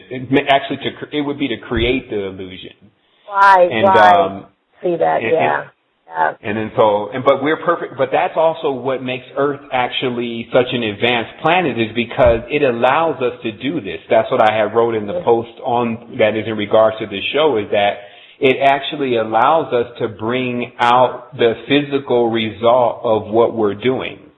And this happens on many levels. It can happen within the mind and discussing things with the mind. It can happen in the reality where you see you see that you reap what you sow. It does it on several levels. It allows you to bring out in mass or in matter the physical representation, even if it's just words or sound, the physical representation of what you're doing on a spiritual level. And then being able to, when you begin to either, some would call it separation, but I really believe it's more coming together. It's more of like you actually absorbing everything. And basically, and this comes with a great deal of acceptance that I was doing that because I had to know what the other one was. Like we were talking about again on the writing within this post, is that if you look at a sunset every day for 20 or 30 years, a Ferrari in an apartment will become more appealing to you than that sunset. So there's a way where we only can see the beauty in things if we see its opposite. And this is what happens on a dual world. This is just how this world is wired together. That's why it's called a 0 and a 1, or a pole and a curve. And and then with that, we get a chance to experience this and then see exactly why it's not a good idea to be so outside of the circle, for better lack of words, even though that in itself is a misconception, because that's not how it really is. We're still inside of the universe. So no matter how separate we feel to something and how disconnected we feel to it, you can't disconnect from it like this. You can't disconnect from something from being inside of it, basically. It just doesn't work like that. That makes sense. Yeah. And you know what? It's so funny because I had to understand. See, it's almost like you have to first go way over to the left and to go way over to the right, which is duality, the life we live, in order to bring it all together to where you have that oneness. And then you realize there is no duality in the spiritual realm. There is only one. For sure. And then you know what? And this planet is set up to actually teach us that no matter how long it takes, because that is the whole real goal to the whole thing. It's almost like, and you're right, you have to go to those two different extremes. But we've always seen that the extremes really, when you pull back off of it, become exactly the same thing. So whether you're talking about this human that is killing everyone or this ultra spiritual individual who's killing everyone, it's still the same activity going on. So, and that middle point is, like, I guess we call it just not making that choice. It's like, instead of looking at it like you got to make either the choice to be either this light angel killer or this dark demon killer, you should just be learning the lesson. And then they even speak of this, and not to cut you off, but just to finish up, they even speak of this in some of the mythology about the individuals who just watch and learn from all of the situation. You know? Yes, I understand that perfectly. This is such an awesome show. Well, I got a couple more people here on the line, also from your same area code. I'm going to go ahead and open up the line again, since if that's all that you did have to say, we're running over just a little bit, so I want to make sure I get these people's call in, and I do definitely thank you for tuning into the 2012 show, and we have a lot more to deliver to you, especially in 2 weeks. We're going to come out with a really action-packed video show, so that'll be something very nice to tune into. Yes, please. Thanks. Okay, thank you. So caller, also the next caller is calling from a 469 area code 328-6392. Caller, you're on the air with the 2012 show. Hello, Evan. This is Tim Cummins, the hockey human. Hey, I have 2 questions for you. One, I have a sister who all her life been, it's been the Christian religion and all this, but about a year ago, I just noticed that she didn't have this sparkle in her eye anymore, and her behavior also changed and got really just bizarre. And I have read some stuff about something people call walk-ins, but I'm seriously, this is like not the same human being that I was dealing with, the 50 years before. And I was curious if you could tell me what could that be, and I have one more quick question after that. Okay. Well, let's just get right into that. I think that personally right now what we'll be dealing with on the spiritual world as far as with religion is that many people have been involved in these religions, but they don't understand what these religions really are about in the background or on the spiritual level. And of course, everything is about timing also to those religious factions as far as the entities that are behind those religious factions. They also play with timing also. And so it's very easy for them to show 20 or 30 years worth of, hey, everything is great. You can come here to feel great. But then 30 years later, when a person realizes that I could have actually been on a real spiritual path of advancing myself to really tune into all there is here, then you can see where the two are in contrast. One will lead a person nowhere, so what kind of energies are involved in that? And then if those energies, because the individual continues to call upon that, choose to manifest for that individual, what kind of energies could they really be? And that, of course, is what we talk about in the Code of the Matrix, is the terminology being used behind the terminology being used behind the positions in the church. Those churches being covered on ley lines. The entities themselves being used in other religions such as Santeria and such as Voodoo, where the same religions cross over because it was basically like a cultural melting pot within the pagan and Magan tradition. And to understand the word pagan and Magan, Gan means family, as in Ganesha. Ganesha means the family of Esha. So what you have with the Magans and pagans is either the families of Ma or the families of Pa. And these were the two extremes. And we talk about the trajectory. When you're leaving Earth, you first hit the moon. These lunar cults, or Islam and Christianity, used to be a lunar cult, and then switched it through Eve and through the Gnosticism, and then switched itself to a serpent, still serpent cults, but still switched itself to a sun cult, and then switched itself to a newer sun cult. So that's the evolution of those particular religions. And so what we have here is we have now where we have these individuals who don't understand Skem HaFaresh.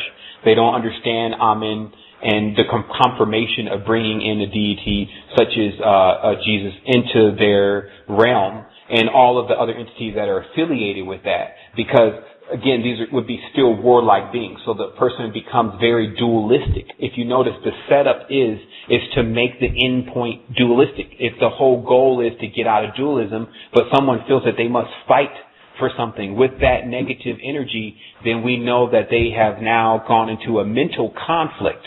Because what are they really changing, really? They may do a lot of emails, and they may do a lot of chanting and praying and things of that nature, but overall, we've actually witnessed within our world the worst set of spirituality that we've actually had from the level of how much it metamorphosizes the reality. Our world has faced a constant level of destruction for the last 2,000 to 3,000 years.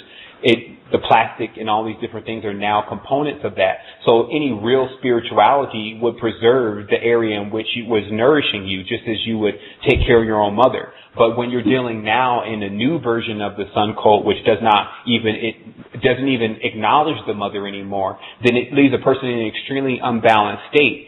It's like seeing a man that has never had the attention of a woman. That's what you would be dealing with a masculine culture. And then what ends up happening from that is even the women get sucked into it more because it's not the natural way for them to be. So what ends up happening is that this is what I believe causes a real cancer. Like if we want to track down where does cancer come from, because can means, I still think can means dog, but I'm working on this. But can in most everyone's book means serpent, and sir means serpent. So it basically means snake. So what is cancer really? It's when the cell will no longer regenerate. So any cure for cancer will have to make the cell regenerate again. Some people talk about MMS being able to do it, but there's still the question of how much is it spread and how dead is it really? Can it be infused with basic oxygen to bring it back to life? Or is it going to need something like the energy that is associated with Kundalini, which is more associated with, again, the Kasiya? Is it going to need spirit molecules to re-heal the cell? And so this is also, on a spiritual level, what is going on with these people is that cellularly, their spiritual cell has no power. So, because that's why they feel powerless to change anything. They're waiting on someone to change something, but they've accepted it. So it overall, with just in psychology alone, not even bringing into spiritual entities in any of this, it would naturally drag the person down over a period. It's amazing that the people have been able to remain resilient this long under such propaganda. So, but we see that it's coming unhinged now. And so that's what, and then what we really do have, I guess, finally for people in this level is we have that compassion, the real one, the Compass to Zion, which actually shows them that people are already leading into higher states of consciousness. And then those that are already doing it are carrying a frequency because they're leaving and coming back. They're carrying a frequency that basically rubs off on them. It's the same thing as what they said with their fake Christ, which is really the Antichrist. If they really understood the picture of the individual that is professing to be Christ, is Apollonius of Tyana, the only one who had a record of doing anything such as what Jesus did during the time that Jesus was really walking. That's why they have no records of Jesus, because his name wasn't Jesus then. It was Apollonius, because all the Greeks were worshiping Apollonius as their sun god, and Adonai, who means their sun god, Adonis. So, because everything had become Grecized or whatever they give, Greekized or whatever they give the word for it, they did that to everything right around the time in which these stories were coming forth, these books were being printed. And what we did witness with the Greeks is the complete Hellenization and changing of names which had never been done before. But they made their own composites. Like they took the old spiritual world and made it like and cloned it basically and just changed the names. It was the first time something of that nature had been done. But that is also a change in current or a pole shift. When that happens, it happens abruptly, and that's why many people are just going to wake up abruptly. It's like one moment it's a feeling associated with this awakening, and you can't really talk about feeling, that's because it's feeling, but this feeling that is associated with it, it just gives you every little small thing that even happens seems to have more impact. The same things were going on anyway, but it starts to really show you that this is a circle, and for some reason, it has more of an effect on you. Like, man, I was doing that for like 20 years. You would think it'd be funny for a person to say something like that. Like, I've been doing this for 20 years, and why did that happen 2 years into the 20 years? Or 10 years into the 20 years? Why happen now? It's because, just like I said, the sun rolls through the sky at a particular time. It doesn't go faster, it doesn't go slower. So thus the universe doesn't care what we feel like we should really be doing and when we should be doing it. Obviously, because if it did, then it would be screwed up as we are. It has a time system to show you, look, you really don't want to play around with this. You know you've probably been here, who knows how long you've been here. There's one more ride coming through here, but the main thing you're going to have to do is you're going to have to use your compassion, you're going to have to use love. If you can't figure out how to turn it on, that's not our fault. We're just going to recycle you. Look at it. It's the symbol of the Star of David. It means up triangle, down triangle, meaning that we know how to make spirits go back up and come back down into flesh again. We already showed you we can do that. Now we want you to go out. Like I said, there's a challenge, like your parents. Go out and be the best that you can be. Sky is not even your limit. But and then here's the thing. They didn't just kind of leave us into it. Especially, I'm only addressing the people on this line. People like to kind of include everyone in the conversation, but just the people on this line. Right outside in many areas are trees that do things. And it's almost like it's a bridge. So there's information, basically what I'm saying is there's information everywhere. There's crystals, there's all this stuff. So this means that whoever gave out the initial command for you to manage your own spirit didn't just leave you with the open-ended quest like many people think. We were just left here to fend for our... No, there is this knowledge here that lives with us, the trees mainly, the meditations and tapping into that field and that network. That was left here to give us a guide, but to access it, the situation would have to get to the point where a person felt like accessing it. So I'm going to go ahead and take your second call, Tim, or your second question, I wanted to know how we're doing on fundraising. Have we got 3 months of operating capital yet, or are we still needing to talk to our friends and neighbors? Well, it's definitely, what I've done is that I just have this thing now where I can't charge for the resistance. It's not going to happen.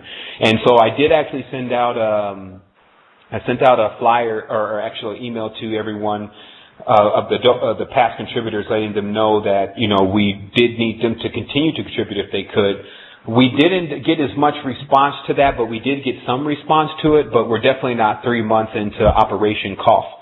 So what I've taken to doing is I have some side jobs and things that I've been working just to keep it going. I just really feel like personally if we can get enough people into it, then enough people can feel like they have something to contribute for what they're receiving. But people do have to realize that the resistance is an information powerhouse. Like regardless of what I'm saying, you can utilize thousands of tools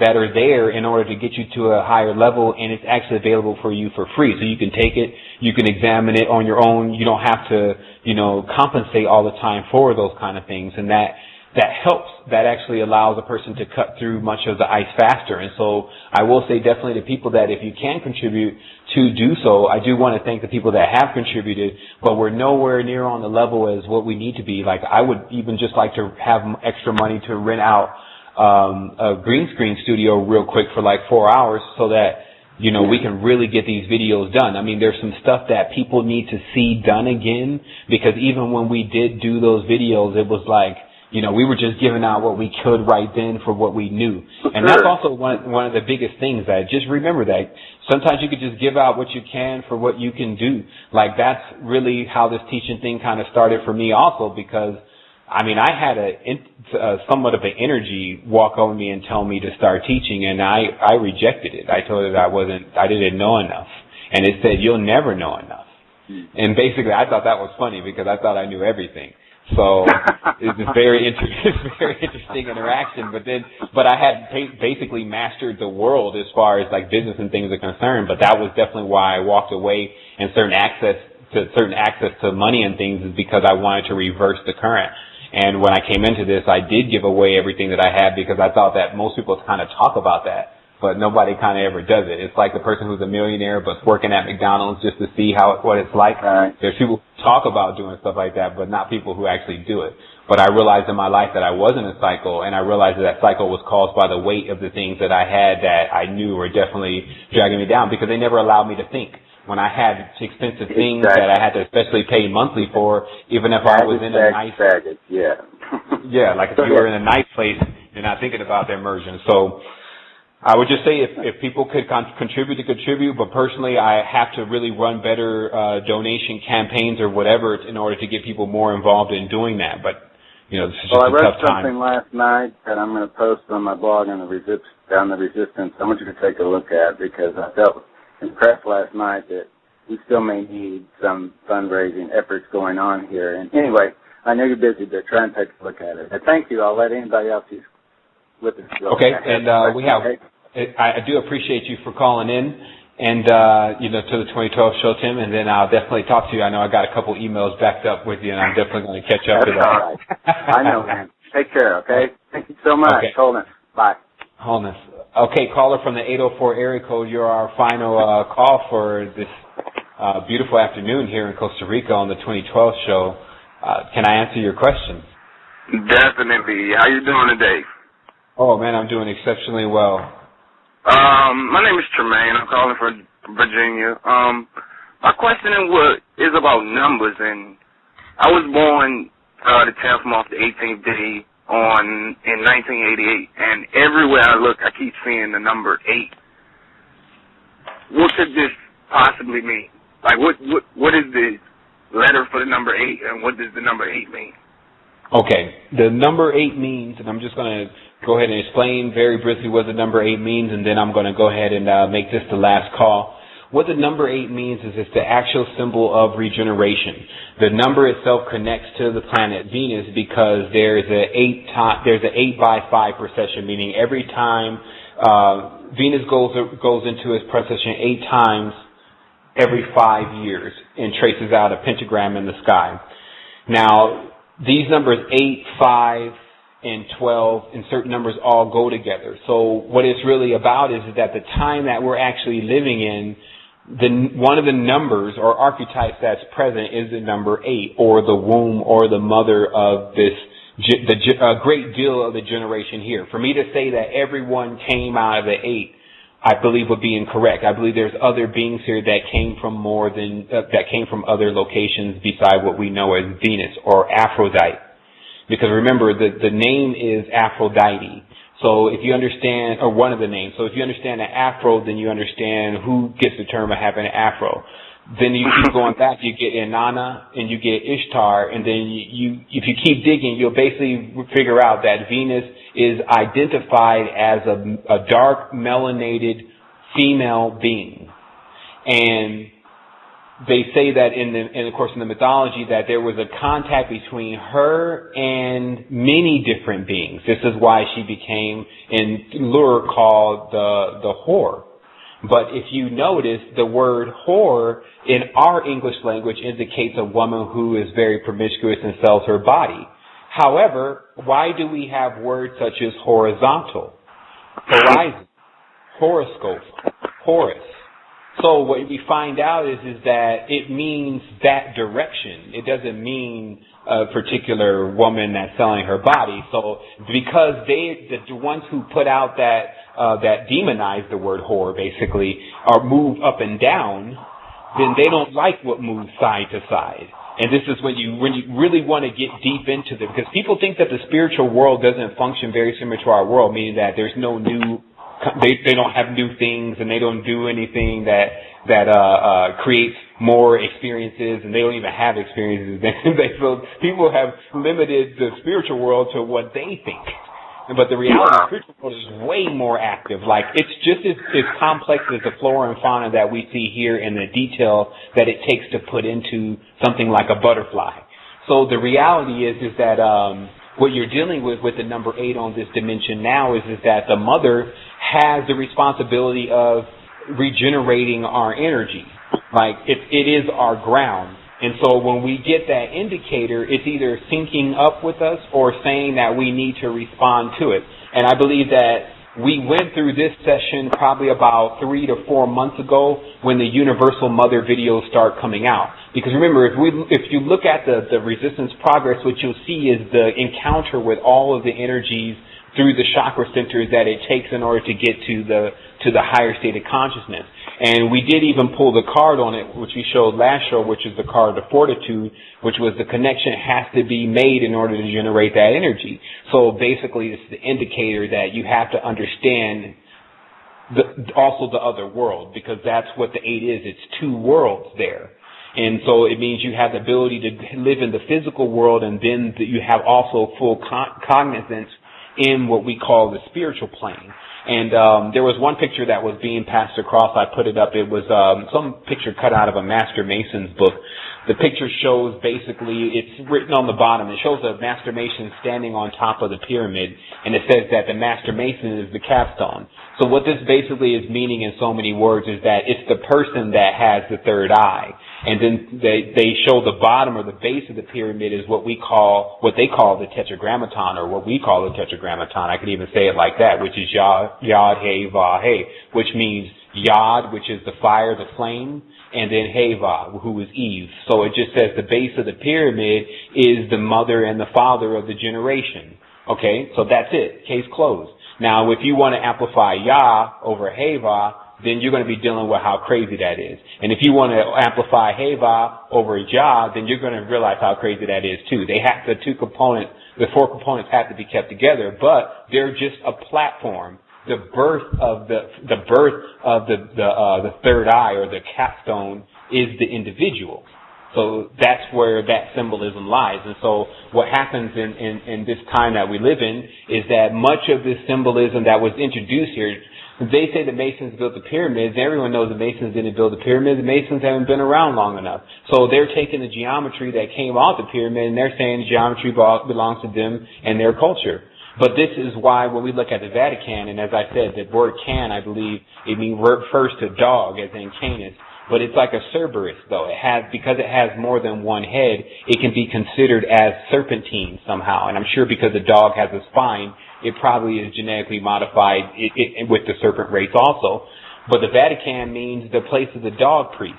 And so if we see that, what you see is that the Heva, or the Eve part, or the 8th part of our reality has been suppressed.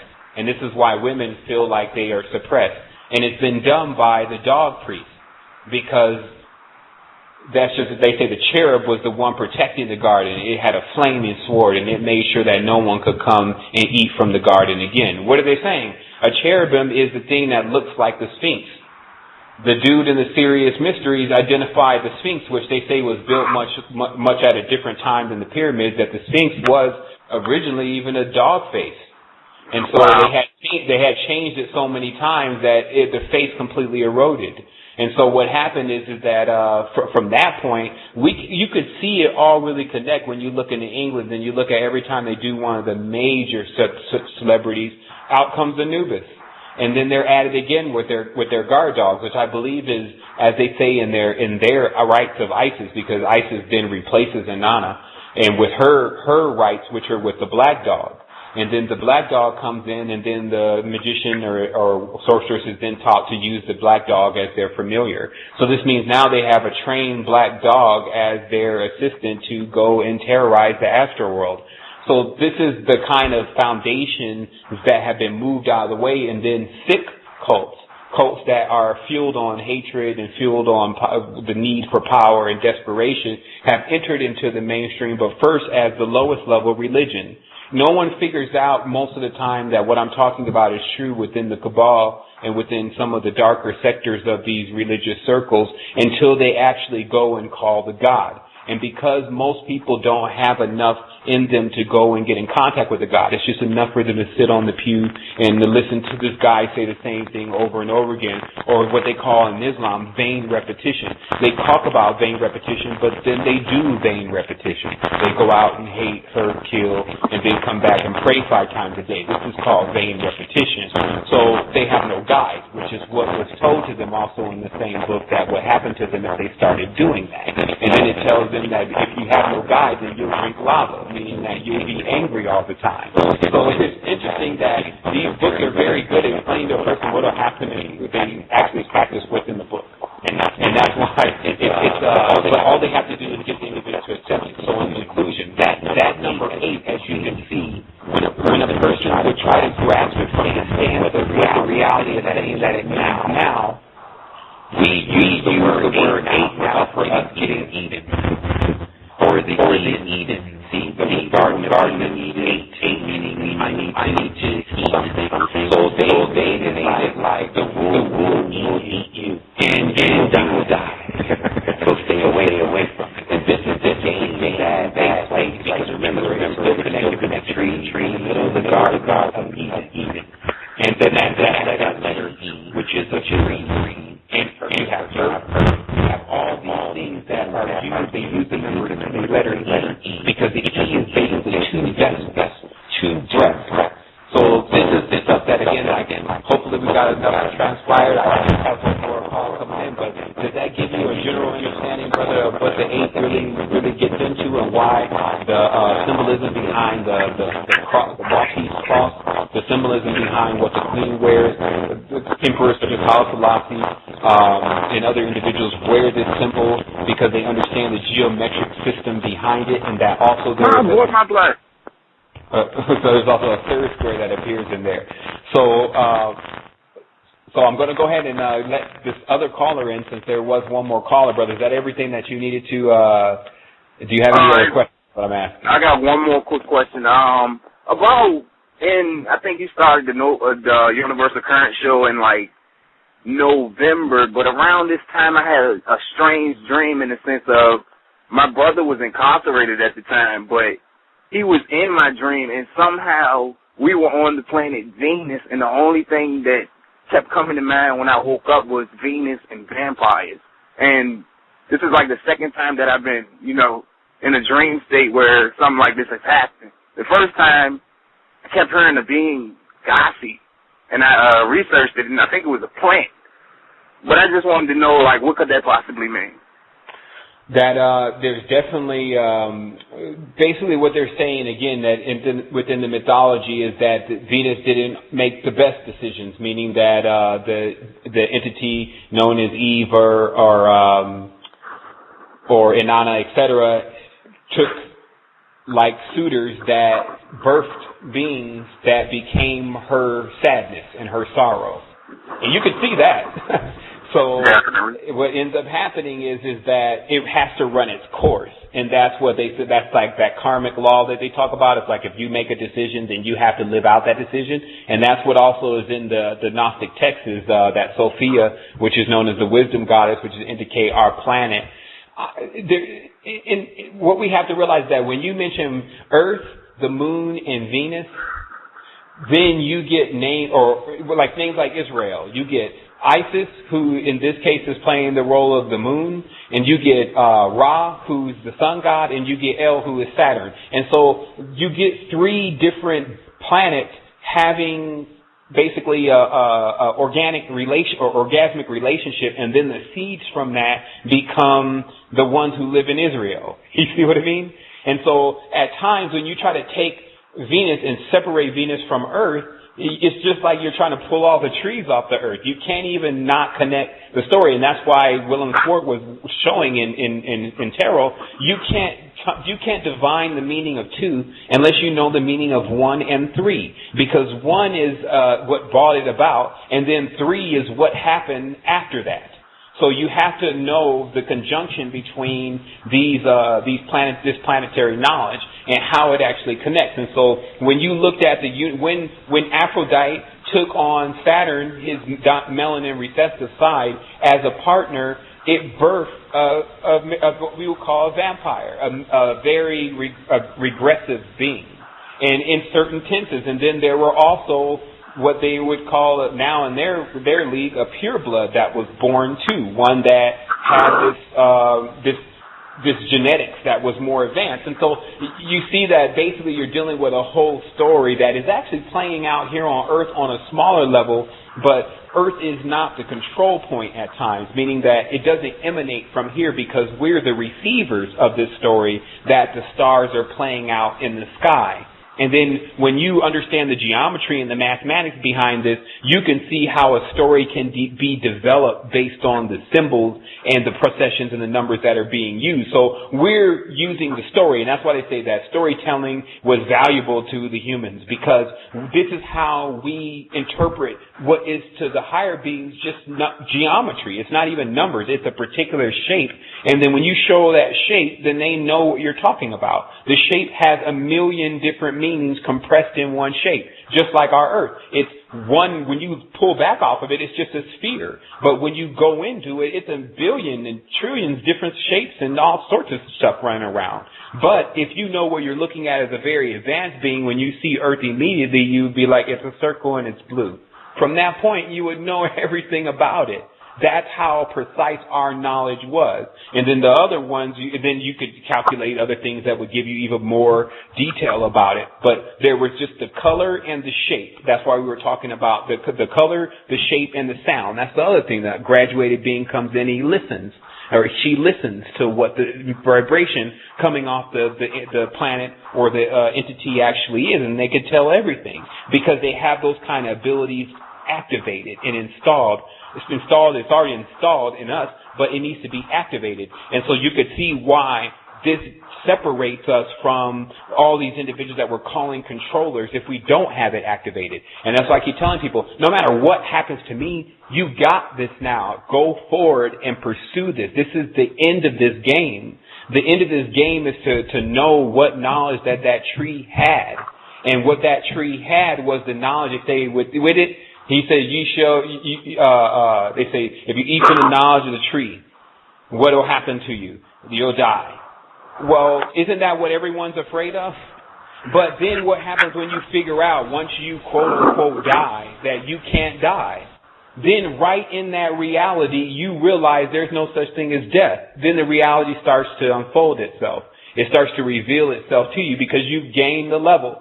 So that's what I'm really talking about. And so that's why that symbol becomes the most important, because they say that you cannot become enlightened. Look at all of the teachings that no matter how distorted they are now, they say you cannot be enlightened unless you go through a near-death experience, So in our reality right now, this is a near-death experience. These people are near-death.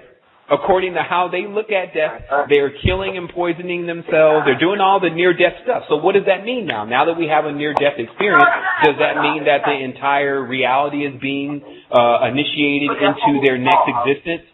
Yes, it does.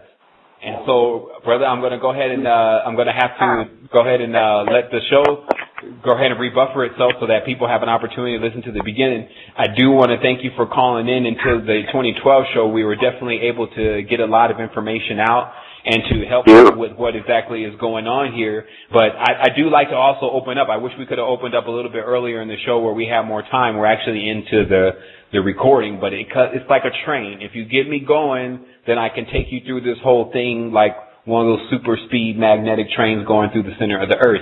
And I can connect it. I can show you how, again, that the symbolism runs concurrent with many different things that go on in our reality. So if you're seeing that number 8, then I just take it as an invitation to understand what that 8 is really about and what that experience is really about. So then you get to 9. And then finally, at some point, maybe it won't even take you to get to 9. You want to realize it's just a straight line and a curve. And by all those things, everything can be created from those two tools. And then in our reality, when we bring those two together inside of ourselves, then that's like a total realization. And then one can join with all the other individuals that have already done that. To imagine that it hasn't already been done though, is really not a good thing to do these days. And because sometimes we're afraid of individuals that have more knowledge, and we are skeptical of individuals that have more knowledge than we do. And this is by design, because these individuals out here that profess to have certain levels of knowledge but never get to the point, deliver their knowledge, and then only 5 or 10 years later or 20 years later, or sometimes never, people figure out that the knowledge they were bringing across wasn't true. This is not that kind of thing, because you can go and check it in other places. It doesn't require you to believe. It just requires you to hear it one time, and truth does the rest of what it needs to do. But this is a time where we can't really be playing around with, okay, well, I'm going to just think about this, because the knowledge is way too potent for that. And that's why I say a person should look in the mirror sometime and think about why their spirit is pursuing spirituality like it is. Just to understand more of oneself, is just look in the mirror and say, why do you pursue spirituality like you do? Because some people have now gotten very aggressive at finding what the truth is really going on this planet. But that means that their spirit is not just any normal kind of spirit. It's something in it that it seeks this. It's already been on another quest before. It knows what to do. And that's what the indigenous people were talking about. They knew their time here was fleeting. 72 years, 50 years. That's nothing compared to, immortality. So they never left anything behind Earth. They came to Earth, basically hooked up with the trees, got all the knowledge, and went to the next frequency as they're moving on with their experience as a collective group. So while everyone's sitting back still trying to figure out what's going on, there's large soul groups of entities coming and learning from Earth and continuing to move about their experience. We don't have to stay stagnant here. But what happens with us is that because we have extra components, there's a lot of time that's been spent with our existence. We not only remain in this reality as far as having a physical body, it was a gift, and also use our astral body to go out into these expanses and compress time, like what they call dream time. We spend 72 years in what we call a world that an indigenous person may spend 5 minutes in a dream. Because it's just a different cog on the time clock. But the only thing that can alter that is as we see, is this third eye. Because the third eye pattern, if you notice the design, it contains that convex shape that means 0 point. Anytime you see the hourglass symbol, it means you can warp time. Like anytime you see an hourglass symbol, it means there's a time warping factor going on there, that you can travel and time travel with such device. And so when you see that this 528 hertz pattern equals in the middle through that other diagram, the time hourglass symbol, that tells us, okay, this is the symbol that is actually responsible for allowing us to blink or jump through different frequencies using our pineal gland, gathering information and things of that nature, and then coming back into this reality all in one night with a plethora of energy to spread into this reality to revitalize it. Because remember, it really needs the energy more than it needs the information. So to revitalize our reality. And so some people may say, and this is the last part of the conversation, I want to just mention this. Some people may think that they're not supposed to do this, because the popular religions are actually killing the planet. They teach that the planet must die in order for there to be a higher level of spirituality obtained, okay? So this is still the gesture of destroying one's own mother, and people should not forget that.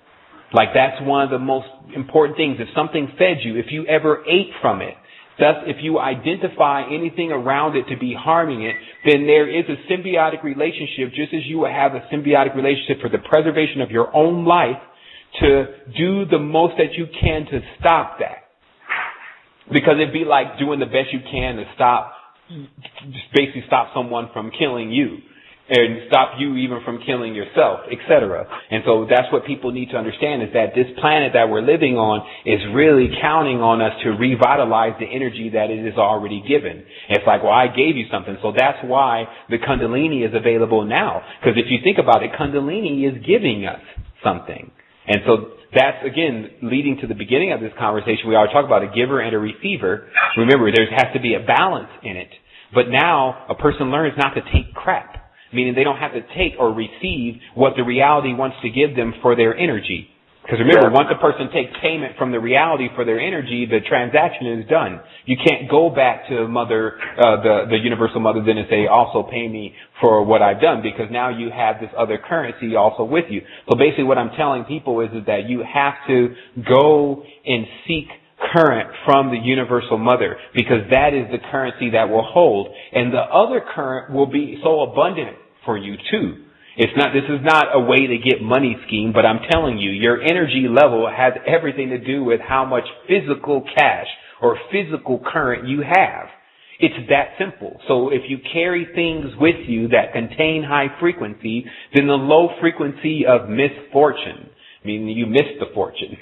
You missed the fortune. If you miss it, then you have to start all over again. So this is to keep you from missing it, to keep you on that channel that you need to be on in order to receive what is available for you this year. So again, my name is James Evans Beaumont III. I'm the developer of the Planetary Existence. I do have with me also Crystal and her husband Wes. I'm going to let them take us out here on the 2012 show, and just with some goodbyes, some wholeness and balanced vibration also.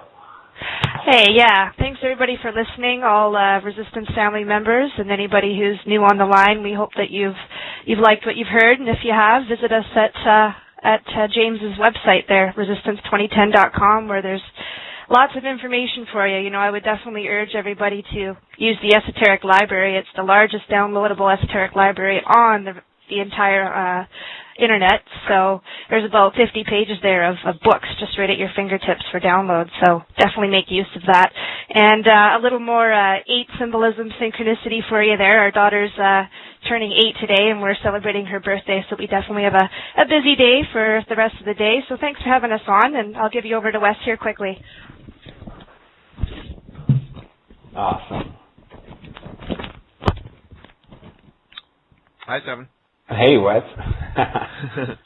Yeah, I just wanted to extend a warm shout out to everyone, and thanks so much for having us on again. And again, it's basically down to crunch time. I would just really tell everyone to I guess get really serious, and like we have, really start taking upon yourself to build a regimen and have the ability to kind of look beyond. Oh, my daughter's talking to me right now. Just have the ability to kind of take it upon yourself to get your mind, body, vehicle prepared for the upcoming months. It's just amazing right now what's going on, and I mean, the more diligent you are in clearing your vessel, the more that energy permeates, and the greater things just start coming together for you. And we're living proof of that. I mean, it's hard some days, but I wouldn't have it any other way. And each day it just gets better and better. Wholeness and balanced vibrations. Wholeness and balanced vibration to everyone, and thank you for tuning in once more.